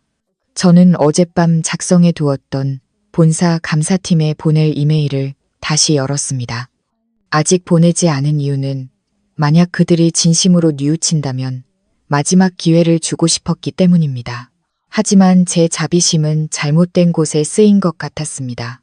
저는 휴대폰을 들어 김 이사에게 직접 문자를 보냈습니다. 이사님, 지금 무슨 계획을 하고 계신지 압니다. 제가 파일을 열어주면 보안 규정 위반을 핑계로 저를 해고하고 상여금도 회수할 생각이시죠. 다시 생각해 보시는 게 좋을 겁니다. 제 손에는 1억 원짜리 허위 계약서 증거뿐만 아니라 방금 나눈 대화 녹음 파일과 지난 2년간 이사님께서 결제하신 모든 허위 접대비 내역까지 있습니다. 만약 약속을 어기신다면 저는 이 모든 것을 즉시 본사로 보낼 겁니다. 그때 이사님 자리가 어떻게 될지는 스스로 잘 아실 겁니다. 문자를 보내자마자 이사실에서 김 이사가 핏기 없는 얼굴로 뛰쳐나왔습니다. 그녀는 저를 찾다가 제 차가운 눈빛과 마주치자 멈칫했습니다. 그녀는 휴대폰을 내려다보며 제 문자를 읽었고 손이 심하게 떨리는 것을 보았습니다. 제가 한 수 앞서 그녀의 비열한 음모를 뿌리부터 차단할 줄은 몰랐던 겁니다. 그녀는 황급히 사무실로 돌아가 문을 쾅 닫았습니다. 아마 지금쯤 법무팀에 내렸던 명령을 취소하느라 정신이 없을 겁니다. 저는 의자에 등을 기대며 안도의 한숨을 내쉬었습니다. 소인배들을 상대하려면 그들보다 조금 더 약삭빨라지거나 적어도 더 똑똑해져야 했습니다. 저는 누구를 벼랑 끝으로 몰고 싶지 않았지만 그들이 저를 밀어 떨어뜨리려 한다면 함께 끌고 내려갈 수밖에 없었습니다. 저는 제 자리로 돌아왔습니다. 모든 것이 평온해 보였지만 폭풍의 눈 한가운데 서 있는 사람의 예민함으로 저는 미묘한 변화를 감지했습니다. 아침의 호기심으로 저를 보던 눈빛들은 이제 저를 피하고 있었습니다. 아무도 제게 말을 걸지 않았고 제가 탕비실에 갈 때면 소곤거리던 여직원들도 입을 다물고 고개를 숙였습니다. 저는 의자에 허리를 꼿꼿이 세우고 앉았지만 온몸의 근육은 긴장으로 굳어 있었습니다. 빈 워드 파일을 열어놓고 보고서를 작성하는 척했지만 사실 제 모든 신경은 주변을 관찰하는 데 집중되어 있었습니다. 이사실 문은 굳게 닫혀 있었고 가끔씩 전화벨이 울렸다가 끊어지는 소리가 섬뜩한 정적을 깨뜨렸습니다. 개인 휴대폰이 짧게 진동했습니다. IT팀 후배 현우의 메시지였습니다. 그는 짧지만 걱정이 가득한 메시지를 보내왔습니다. 선배님, 상황이 안 좋아요. 방금 소회의실 지나가는데 김 이사님이 법무팀 사람이랑 통화하고 있었어요. 징계해고 절차, 보안 규정 위반, 지급된 상여금 회수 조치 같은 단어들이 들렸어요. 아무래도 선배님을 함정에 빠뜨리려는 것 같아요. 메시지를 읽고 저는 씁쓸하게 입꼬리를 올렸습니다. 역시나 교활한 자들은 결코 순순히 패배를 인정하지 않았습니다. 그들은 저의 일시적인 타협을 순진함으로 여기고 제가 파일 잠금을 해제하는 순간 저를 도참을 법적인 그물을 짜고 있었던 겁니다. 그들은 저를 이용해 파트너사와의 문제를 해결한 뒤 두 손을 비게 만들고 이력서에 5점까지 남겨 길거리로 내쫓을 셈이었습니다. 저는 현우에게 고마워라는 이모티콘을 보내고 대화 내용을 바로 삭제했습니다. 이 계산적이고 차가운 회사에서 현우의 친절함은 제 마음을 덮여주는 작은 온기였고 제가 완전히 혼자는 아니라는 사실을 깨닫게 해주었습니다. 그날 오전 내내 사무실은 숨 막히는 분위기였습니다. 김 이사와 박 팀장은 계속해서 무언가 소곤거렸습니다.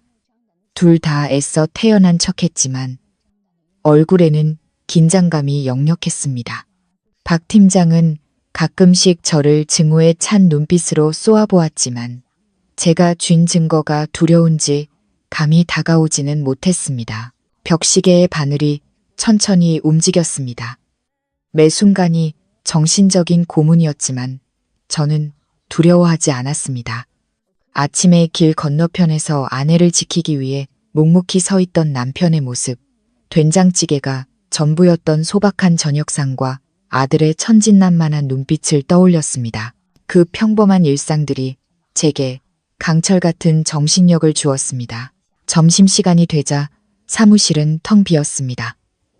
저는 집에서 싸온 도시락을 들고 옥상에 올라가려는데 비상구에서 서성이는 작은 그림자를 보았습니다. 저와 입사 동기인 혜진이었습니다. 그녀는 착하고 순해서 아직도 평사원으로 남아 있었습니다. 제가 쳐다보자 혜진은 누가 볼까 두려운 듯 저를 향해 손짓했습니다. 저는 도시락을 들고 비상구로 향했습니다. 텅 빈 계단에는 퀴퀴한 냄새와 바람 소리만 가득했습니다. 혜진은 불안한 얼굴로 입을 열었습니다. 서연아, 오늘 아침에 박 팀장이 나를 따로 불렀어. 저는 고개를 끄덕이며 도시락 뚜껑을 열었습니다. 알아, 너한테 나 감시하라고 했지. 내가 누구랑 연락하는지, 자료 유출하는지, 녹음이나 촬영하는지. 혜진은 놀라서 눈을 동그랗게 떴습니다. 어떻게 알았어? 안 그러면 내 연말 평가를 다시 검토하겠다고 협박했어. 알잖아. 나 애 둘의 남편은 아파서 무서웠어. 저는 혜진의 어깨에 손을 올리며 미소로 그녀를 안심시켰습니다. 너를 탓하지 않아. 누구라도 자기 밥그릇 지키려고 했을 거야. 그냥 그 사람이 시키는 대로 해. 내가 아무 움직임 없다고 보고해. 의심받지 않도록. 혜진의 눈에 눈물이 그렁그렁 맺혔습니다. 서연아, 조심해. 회계팀 사람들 말로는 김 이사가 그 1억 원짜리 허위 계약을 합법적인 것처럼 서류를 꾸미고 있대. 시스템 오류 때문에 외부 업체에 수리비를 지급한 걸로 만들어서 네가 고발하기 전에 증거를 없애려는 거야. 혜진의 정보는 금보다 귀했습니다. 그 교활한 여우들이 가만히 앉아 당할 리가 없었죠. 그들은 서류를 조작하기 위해 시간과 싸우고 있었던 겁니다. 하지만 그들은 하늘의 그물은 성기지만 결코 놓치지 않는다는 사실을 잊고 있었습니다. 고마워, 혜진아.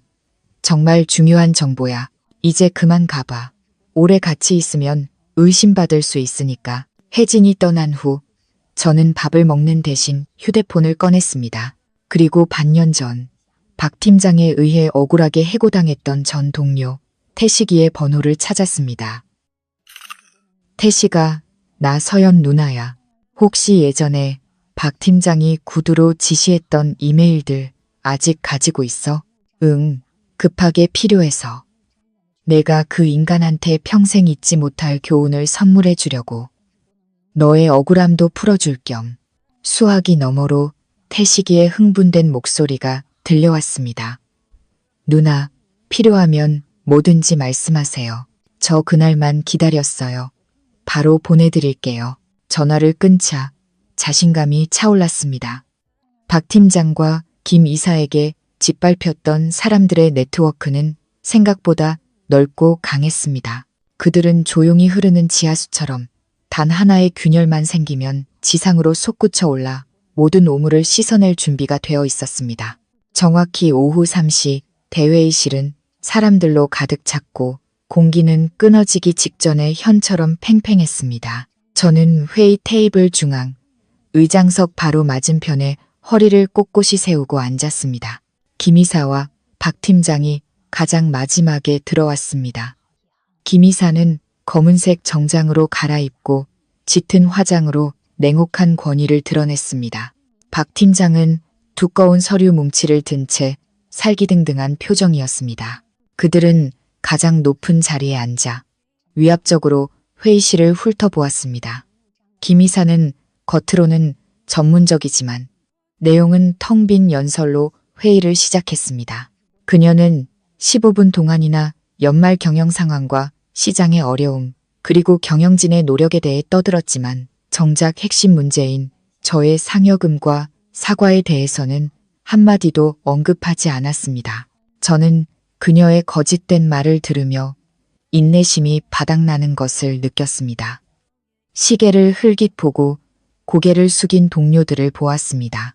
그들 역시 김 이사가 이 사태를 어떻게 처리할지 기다리고 있었습니다.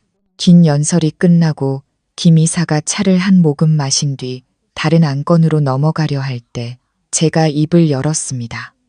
제 목소리는 회의실의 침묵을 깨고 명확하게 울려 퍼졌습니다. 이사님, 오늘 아침 저와의 개인적인 면담에서 이 회의를 통해 제 상여금 문제를 명확히 하고 허위 사실을 바로잡겠다고 약속하셨습니다. 지금 모두가 모였으니 그 약속을 이행해 주시기 바랍니다.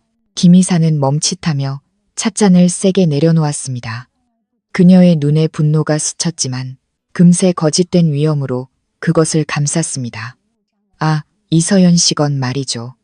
그녀는 아무것도 아니라는 듯 가볍게 말했습니다. 사실 별일 아닙니다.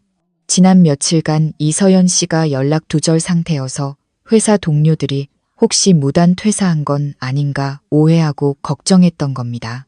이건 명확한 보고 없이 자리를 비운 이서연 씨에게도 일부 책임이 있습니다. 하지만 오랫동안 회사에 기여한 점을 고려해 이번 실수는 문제 삼지 않기로 했습니다. 저는 할 말을 잃었습니다. 무고가 오해로 바뀌고 부당하게 상여금을 빼앗긴 제가 실수를 용서받는 사람이 되었습니다. 그녀는 뻔뻔하게 흑백을 뒤집어 피해자를 가해자로, 가해자를 은혜를 베푸는 자로 둔갑시키고 있었습니다. 이사님, 저는 더 이상 참지 못하고 벌떡 일어났습니다. 그게 말이나 되는 소리입니까? 제가 돈을 들고 잠적했다고 소문낸 사람이 누굽니까? 한밤중에 협박 문자를 보낸 사람이 누굽니까? 그리고 가장 중요한 것, 왜 제 상여금은 약속대로 아직 입금되지 않은 겁니까? 김 이사의 얼굴이 굳어졌습니다. 그녀는 제가 이렇게 많은 사람 앞에서 반박할 줄은 몰랐던 겁니다. 그녀는 책상을 내리치며 소리쳤습니다. 이서연 씨, 당장 앉아. 여긴 회사 회의실이지 당신이 흥정하는 시장 바닥이 아니야. 내가 오해라고 했으면 오해인 줄 알아. 뭘 더 소란을 피우겠다는 거야? 소란이 아닙니다. 저는 불타는 눈으로 맞받아쳤습니다. 제 명예를 되찾겠다는 겁니다. 사과하겠다고 약속하셨으면서 이제 와서 제게 책임을 떠넘기십니까? 리더라는 분이 어떻게 손바닥 뒤집듯 말을 바꿀 수 있습니까? 회의실은 숨을 죽였습니다. 모든 시선이 제게 쏠렸습니다. 그들은 단 한 번도 평사원이 지사장에게 정면으로 대드는 것을 본 적이 없었을 겁니다. 상황은 김 이사가 원했던 조용한 해결과는 전혀 다른 방향으로 흘러가고 있었습니다. 김 이사가 궁지에 몰리자 박 팀장이 가만히 있지 않았습니다. 그는 용수철처럼 튀어오르며 분노와 공포로 붉어진 얼굴로 저를 향해 손가락질했습니다. 이서연 씨, 적당히 해. 김 이사님이 저렇게까지 좋게 말씀해 주시는데 아직도 정신을 못 차려. 네가 뭐라도 되는 줄 알아? 넌 그냥 평사원일 뿐이야. 회사는 너한테 일하라고 월급 주는 거지. 상사한테 따지라고 월급 주는 게 아니라고. 그는 자리에서 일어나 제게 다가오며 위압적인 태도로 저를 억누르려 했습니다. 하지만 저는 한 발짝도 물러서지 않았습니다. 저는 그의 핏발선 눈을 똑바로 쳐다보았습니다. 제가 따진다고요? 묻겠습니다. 제 KPI A등급 평가서는 어디 있습니까? 왜 그걸 숨기고 가짜 손실 보고서로 대체했습니까? 팀장님이 회계 자료로 무슨 짓을 했는지 제가 모를 것 같습니까?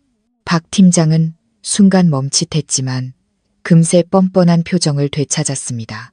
그는 동료들을 향해 큰 소리로 외쳤습니다. 여러분, 들으십시오. 방금 재무팀에서 보고가 올라왔는데 스마트시티 프로젝트는 사실상 적자 프로젝트였습니다. 이서연 씨의 부실한 비용 관리로 불필요한 지출이 너무 많았기 때문입니다. 따라서 규정에 따라 상여금은 없을 뿐만 아니라 손해배상 책임까지 져야 합니다. 맞습니다. 김 이사가 박 팀장의 말에 힘을 실어주며 맞장구를 쳤습니다. 쓸데없는 증거 내밀면서 협박할 생각 마세요.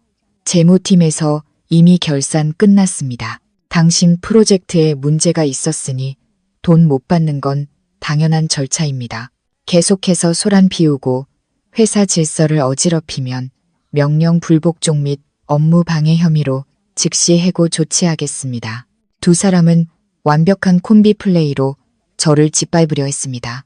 그들은 권력과 거짓말로 제 입을 막고 다른 직원들을 공포에 떨게 만들어 제 편에 서지 못하게 하려 했습니다. 저는 회의실을 둘러보았습니다. 저와 함께 밤을 새우고 컵라면을 나눠 먹었던 동료들은 모두 책상만 내려다보고 있었습니다. 어떤 이는 떨고 있었고 어떤 이는 안타까운 눈빛으로 저를 훔쳐보았지만 아무도 나서지 않았습니다. 침묵하는 군중은 무서웠습니다. 그들의 침묵은 김 이사와 박 팀장의 고함보다 더 차갑고 잔인했습니다. 하지만 저는 그들을 원망하지 않았습니다. 모두가 지켜야 할 가족이 있었고 밥줄이 걸려 있었습니다. 비겁함은 때로 생존 본능이기도 하니까요. 저는 다시 저 높은 곳에 서 있는 두 사람을 보았습니다. 그들은 제가 물러설 길이 없다고 해고 협박에 무릎 꿇을 것이라고 생각하며 의기양양하게 저를 내려다보고 있었습니다. 하지만 그들은 틀렸습니다. 그들의 뻔뻔함은 제 인내심의 마지막 한계를 건드렸습니다. 그것은 저를 두렵게 한 것이 아니라 제가 준비해둔 진실의 폭탄에 불을 붙였습니다. 좋습니다. 저는 낮고 차분한 목소리로 말했습니다. 두 분께서 끝까지 잘못을 인정하지 않고 권력으로 저를 짓밟으려 하신다면 저도 더 이상 누구의 체면도 지켜줄 필요가 없겠네요. 저는 천천히 주머니에서 휴대폰을 꺼냈습니다. 김 이사와 박 팀장은 제 손을 뚫어져라 쳐다봤습니다. 아마 제가 남편이나 경찰에게 전화할 거라고 생각했겠죠. 하지만 저는 누구에게도 전화하지 않았습니다. 저는 그저 휴대폰을 책상 위에 내려놓았습니다. 화면에는 어젯밤 제가 보낸 이메일과 함께 그룹의 모든 임직원이 보면 두려워할 이메일 주소로부터 온 수신 확인 알림이 떠 있었습니다. 본사 감사팀에 성공적으로 전송되었습니다라는 문구는 그들의 머리 위에 걸린 사형 선고나 다름없었습니다. 김 이사는 화면을 보고 동공이 수축되었습니다. 그녀의 숨이 가빠졌습니다. 그녀가 휴대폰을 낚아채려 했지만 제 차가운 눈빛에 멈칫했습니다. 바로 그때 날카로운 벨소리가 울렸습니다. 김 이사의 개인 휴대폰이었습니다. 그녀는 소스라치게 놀라며 떨리는 손으로 휴대폰을 꺼냈습니다. 화면에 뜬 발신자 이름을 본 그녀의 얼굴은 잿빛에서 백지장처럼 하얗게 변했습니다. 그것은 평범한 전화가 아니었습니다. 그룹 최고위 임원들 사이에서 금단의 번호라 불리는 최 회장님의 직통 번호였습니다. 1년의 설 인사차 한 번 걸려올까 말까 한 바로 그 번호가 가장 민감한 이 순간에 울리고 있었던 것입니다. 김 이사는 마른 침을 삼키며 몇 번을 미끄러뜨린 끝에 겨우 통화 버튼을 눌렀습니다. 그녀는 애써 침착한 목소리를 내려고 했지만 목소리는 떨리고 갈라졌습니다. 여보세요. 회장님, 접니다. 회의실은 숨을 죽였습니다. 최 회장님이라는 이름은 마법의 주문처럼 그 자리에 있던 모든 사람을 얼어붙게 만들었습니다. 김 이사는 허리를 숙이고 뇌를 연발했지만 그녀의 눈은 공포에 질려 저를 향해 있었습니다. 수화기 너머로 무슨 말이 오갔는지 김 이사의 다리가 후들거리기 시작했습니다. 그녀는 책상을 짚고서야 겨우 서 있을 수 있었습니다. 그리고 그녀는 천천히 마치 열병에 걸린 사람처럼 떨리는 손으로 휴대폰을 제게 건넸습니다. 이서연 씨, 아니 이 대리님, 회장님께서 당신을 찾으십니다. 회의실의 모든 시선이 일제히 제게로 쏠렸습니다. 놀라움, 호기심, 그리고 공포가 모든 얼굴에 어려 있었습니다. 저는 천천히 일어나 김 이사에게 다가가 뜨거워진 휴대폰을 건네받았습니다. 그리고 귀에 대는 대신 스피커폰 버튼을 눌렀습니다. 증폭된 목소리가 회의실의 정적을 깨고 똑똑히 울려 퍼졌습니다. 모든 사람이 들을 수 있도록 네, 회장님, 접니다. 제 목소리는 평소 부하 직원의 모습과는 전혀 다른 침착하고 당당한 톤이었습니다. 수화기 너머로 그룹 총수의 위험 있는 목소리가 들려왔습니다. 이 차장, 현장 감사는 다 끝났나? 오늘 아침에 보낸 보고서 잘 읽었네. 강남지사 문제가 생각보다 훨씬 심각하더군. 수고 많았어. 그 목소리는 김 이사와 박 팀장의 귀에 천둥처럼 내리꽂혔습니다. 두 사람은 입을 벌린 채 그 자리에 얼어붙었습니다. 아래에 앉아있던 직원들은 감사, 보고서, 회장님이 칭찬을 이라며 웅성거리기 시작했습니다. 저는 떨고 있는 두 사람을 보며 희미하게 미소 지었습니다. 네, 회장님. 감사는 거의 마무리되었습니다. 그런데 지금 작은 문제가 생겼습니다. 김 이사님과 박 팀장님이 제가 정당한 권리를 요구하고 그들의 비리에 동조하지 않는다는 이유로 전 직원이 모인 자리에서 저를 해고하겠다고 발표하셨습니다. 수화기 너머로 잠시 침묵이 흘렀습니다. 폭풍 전야의 고요함이었습니다. 곧 회장님의 분노에 찬 목소리가 터져 나왔습니다. 뭐라고? 감사실 차장을 해고해. 저자들이 간이 배 밖으로 나왔구만. 거기 꼼짝 말고 기다리라고 해. 지금 본사 감사팀과 법무팀이 로비에 도착했을 거야. 5분 안에 회의실로 올라갈 걸세. 감사실 차장이라는 말은 제가 지난 6개월간 철저히 숨겨왔던 비밀의 장막을 찢어버리는 마지막 판결이었습니다. 회의실은 경악의 탄성으로 가득 찼습니다. 저를 무시하고 동정했던 동료들은 이제 경외와 놀라움의 눈빛으로 저를 바라보았습니다. 저는 스피커폰을 끄고 짧게 통화를 마친 뒤 김 이사에게 휴대폰을 돌려주었습니다. 그녀는 이미 흐물흐물해진 채 의자에 주저앉아 있었습니다. 감사실 차장, 박 팀장이 망가진 목소리로 중얼거렸습니다. 당신, 본사에서 심어놓은 사람이었어. 저는 대답 대신 김 이사가 앉아있던 의장석으로 천천히 걸어갔습니다. 그녀는 본능적으로 벌떡 일어나 제게 자리를 비켜주었습니다. 저는 그 자리에 서서 박 팀장과 혼란에 빠진 직원들을 내려다 보았습니다. 권력의 무서움에 씁쓸함이 밀려왔습니다. 권력은 사람을 잔인하게도 한순간에 비참할 정도로 비굴하게도 만들 수 있었습니다. 맞습니다. 저는 또박또박 대답했습니다. 저는 본사 소속입니다. 6개월 전 본사에서는 강남지사의 매출은 높은데 순이익이 비정상적으로 낮은 점을 발견했습니다. 접대비, 자문료 등 불분명한 비용이 급증하고 있었죠. 그래서 제가 프로젝트 직원으로 위장하여 원인 파악을 위해 파견된 것입니다. 저는 박 팀장에게 다가갔습니다. 그는 제 발걸음에 맞춰 뒷걸음질 치다 차가운 벽에 등이 닿았습니다. 저는 평범한 직원처럼 도시락을 먹고 대중교통으로 출퇴근하며 무급 야근을 했습니다. 그리고 당신들이 한 모든 짓을 지켜봤습니다.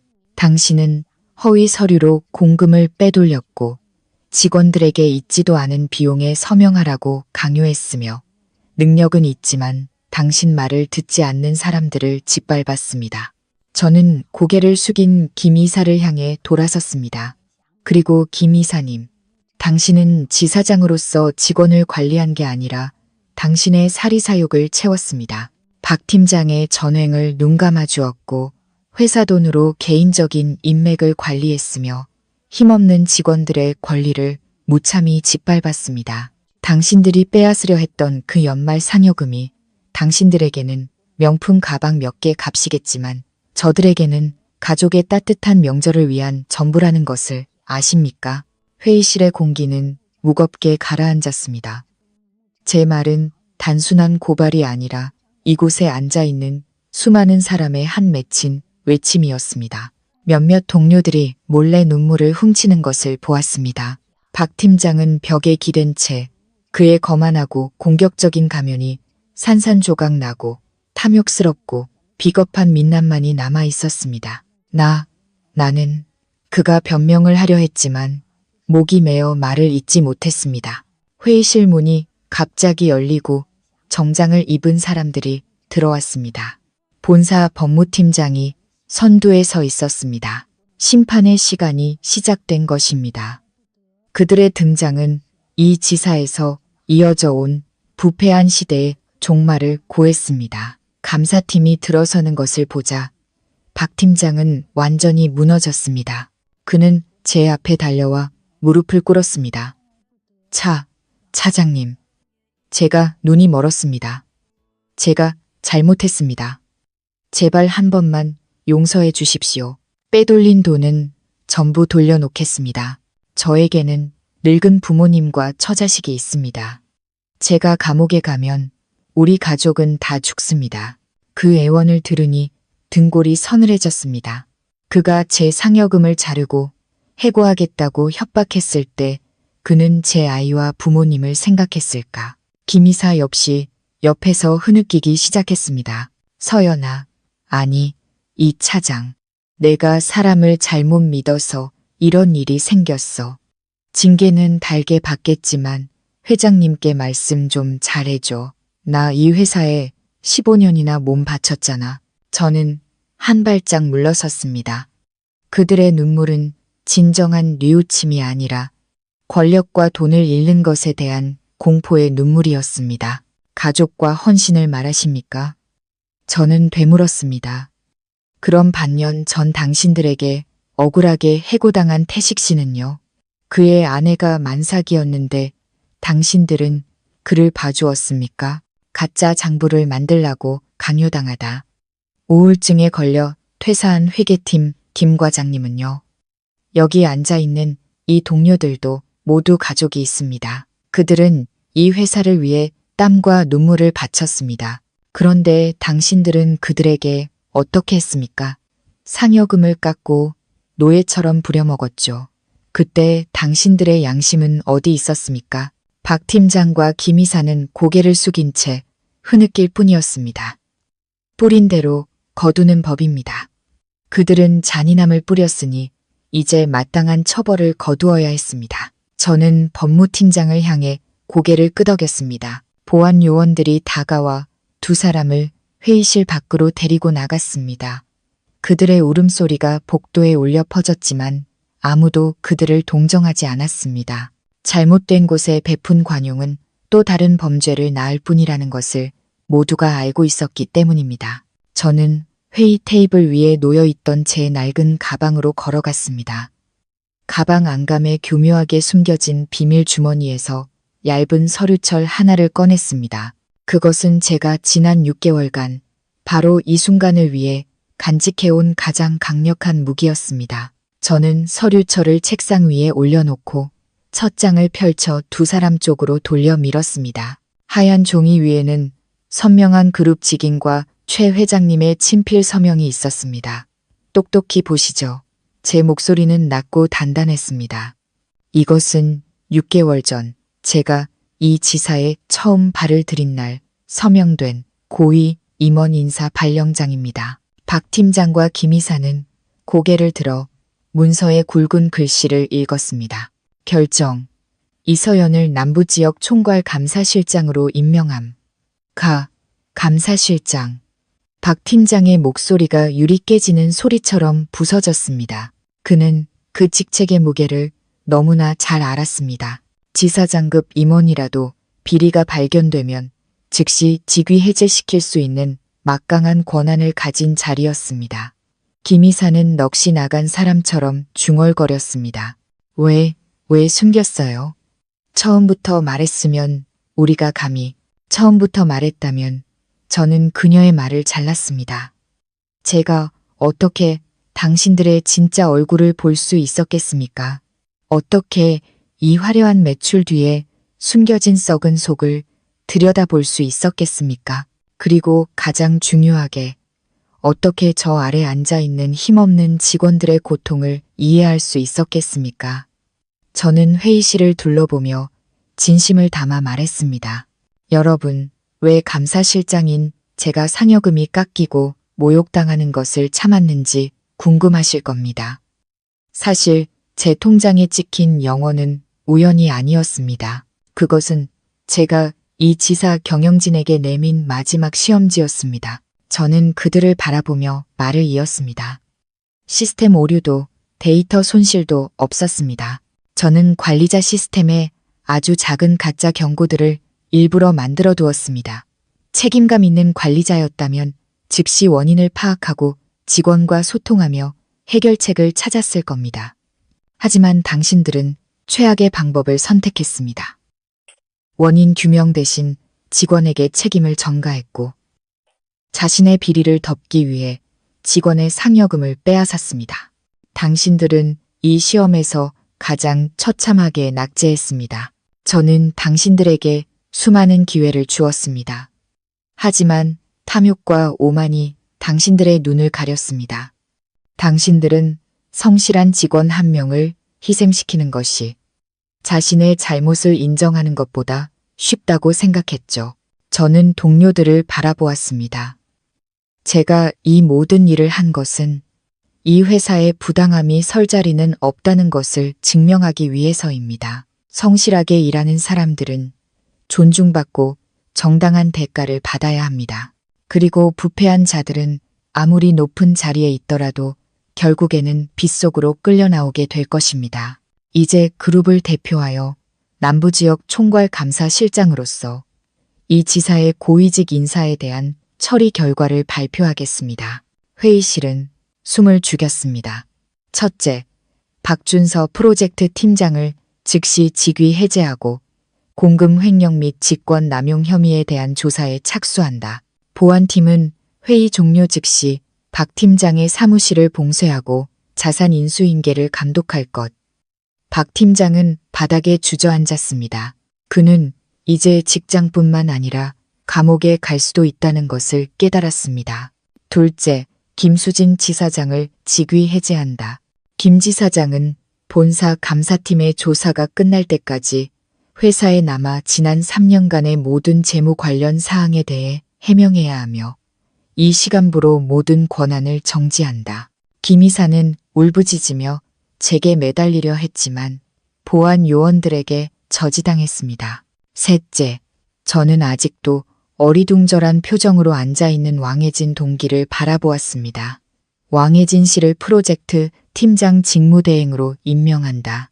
왕 대리는 성실하고 정직하며 동료들을 아끼는 마음을 가졌기에 이 역할을 잘 해낼 것이라 믿는다.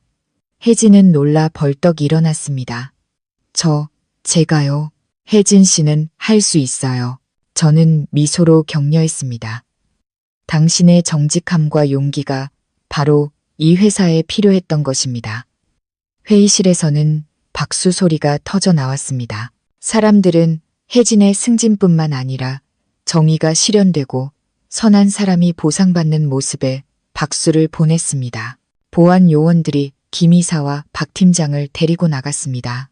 그들의 비참한 뒷모습을 보며 아무도 두려워하지 않았습니다. 단지 탐욕 때문에 모든 것을 잃은 자들에 대한 영민만이 남았습니다. 회의실 문이 닫히며 이 지사의 어두운 역사에 한 장이 넘어갔습니다. 저는 마이크를 다시 잡았습니다. 이번에는 따뜻하고 부드러운 목소리로 말했습니다. 그리고 이제 가장 중요한 공지를 하겠습니다. 저는 미소 지으며 회의실을 둘러보았습니다. 여러분의 권익은 그룹의 최우선 가치입니다.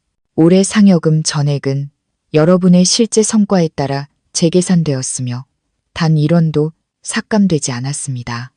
특별 지급 명령이 5분 전에 승인되었습니다. 지난 3년간 부당하게 상여금이 삭감되었던 분들도 내년 1분기 내로 소급 적용하여 지급될 것입니다.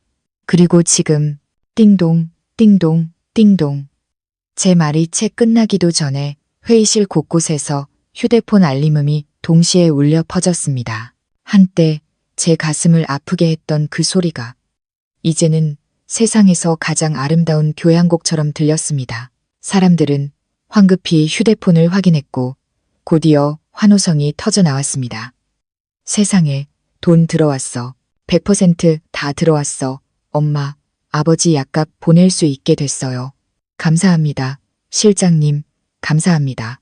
저는 구석에서 펑펑 우는 회계팀 막내, 몰래 눈물을 훔치는 나이 든 동료, 아내에게 전화해 여보, 돈 들어왔어. 애들 새 옷 사줄 수 있어.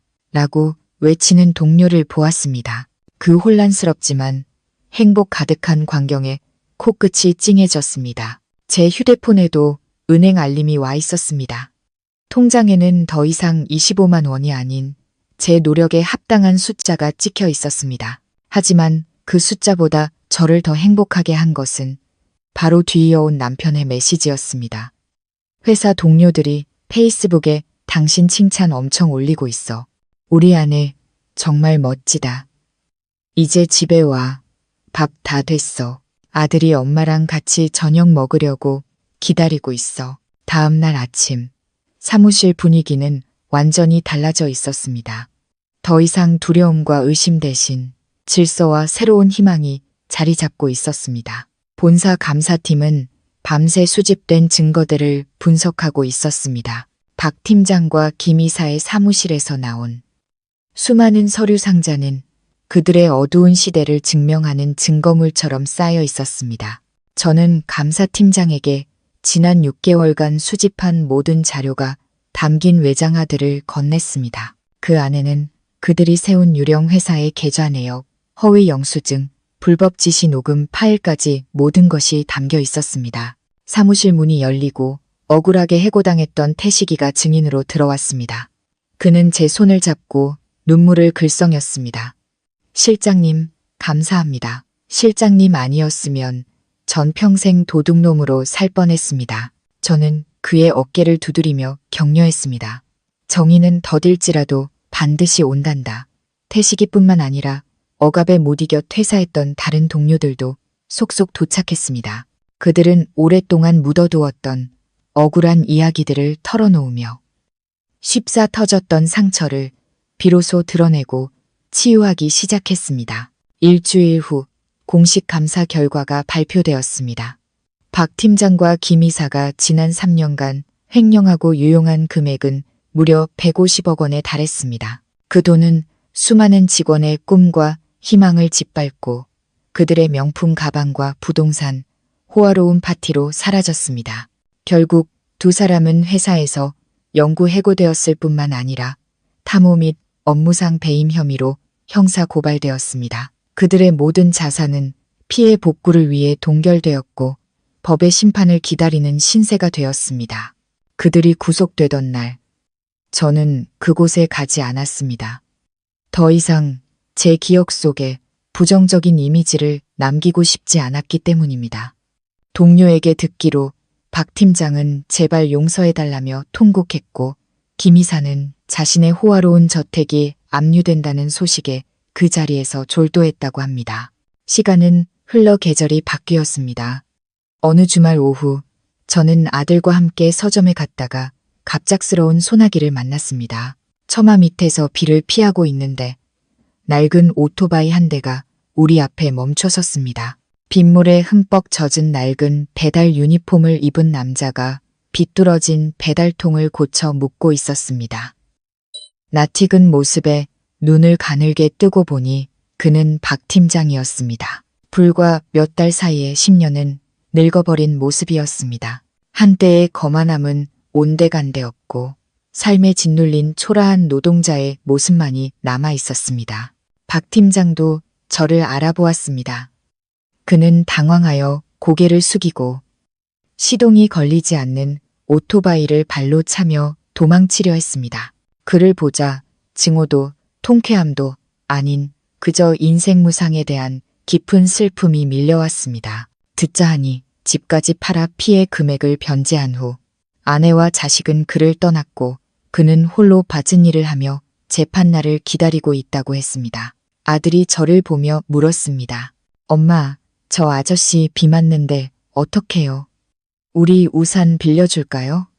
아이의 순수한 말에 저는 그에게 다가가 조용히 우산을 그의 오토바이 안장에 올려놓았습니다. 이거 쓰고 가세요. 비가 많이 오네요. 박 팀장은 붉어진 눈으로 저를 보며 무언가 말하려 했지만 저는 아들의 손을 잡고 막 도착한 택시에 올랐습니다. 이 사건 이후 본사에서는 저의 능력과 청렴함을 높이 평가하여 남부 지역 전체를 총괄하는 지역 본부장 자리를 제안했습니다. 모두가 제가 기쁘게 수락할 것이라고 생각했지만 저는 정중히 거절했습니다. 저는 최 회장님께 손편지를 썼습니다. 회장님, 저는 폭풍을 겪으며 명예와 권력이 행복의 최종 목적지가 아니라는 것을 깨달았습니다. 저는 제가 사랑하는 이곳에서 동료들과 함께 건강하고 정직한 일터를 만드는데 제 경험을 사용하고 싶습니다. 그리고 무엇보다 제 아들에게 좋은 엄마, 남편에게 좋은 아내가 될 시간을 갖고 싶습니다. 회장님은 아쉬워하시면서도 이 차장은 만족할 줄 아는 사람이야. 그것이 가장 얻기 힘든 덕목이지라며 제 뜻을 존중해 주셨습니다. 주말 오후 남편과 아들과 함께 공원에 나왔습니다. 남편 민주는 안정적인 건설 회사에 재취업하여 더 이상 밤늦게 대리운전을 하지 않아도 되었습니다. 아들은 하늘 높이 연을 날리며 까르르 웃고 있었습니다. 남편이 제 손을 잡으며 물었습니다. 후회 안 해. 그 본부장 자리 모두가 꿈꾸는 자리인데. 저는 남편의 어깨에 기대며 미소 지었습니다. 후회 안 해. 지난날 일에 미쳐서 당신과 아들과 함께 저녁 먹을 시간을 놓친 게 후회될 뿐이야. 내 인생 최고의 자리는 실장이 아니라 이 가정의 온기를 지키는 엄마와 아내라는 걸 이제 알았어. 남편은 아무 말 없이 제 손을 더 꽉 잡아주었습니다. 우리는 인생의 가장 큰 폭풍을 함께 건넜고 이제야 평온함이라는 것의 가치를 온몸으로 느끼고 있었습니다. 하늘 높이 나는 연을 보았습니다. 연줄이 아무리 멀리 뻗어나가도 그 끝은 아들의 손에 단단히 쥐어져 있었습니다. 마치 지금의 저처럼 세상이 어떻게 변하더라도 제 영혼은 가족의 사랑이라는 랩에 굳건히 매여 있을 것입니다. 저는 눈을 감고 풀과 흙의 냄새를 깊이 들이마셨습니다. 내일은 또 새로운 날이 밝을 것이고 저는 다시 열정과 정직함으로 일할 것입니다. 하지만 더 이상 헛된 명예의 소용돌이에 휘말리지 않을 것입니다. 만족할 줄 아는 즐거움과 현재의 모든 순간을 소중히 여기며 살아갈 것입니다. 진정한 행복은 먼 곳이 아닌 바로 지금 여기 내 마음속에 있었으니까요. 마음 쉼터였습니다. 여러분의 오늘이 어제보다 조금 더 평안하시기를 바랍니다.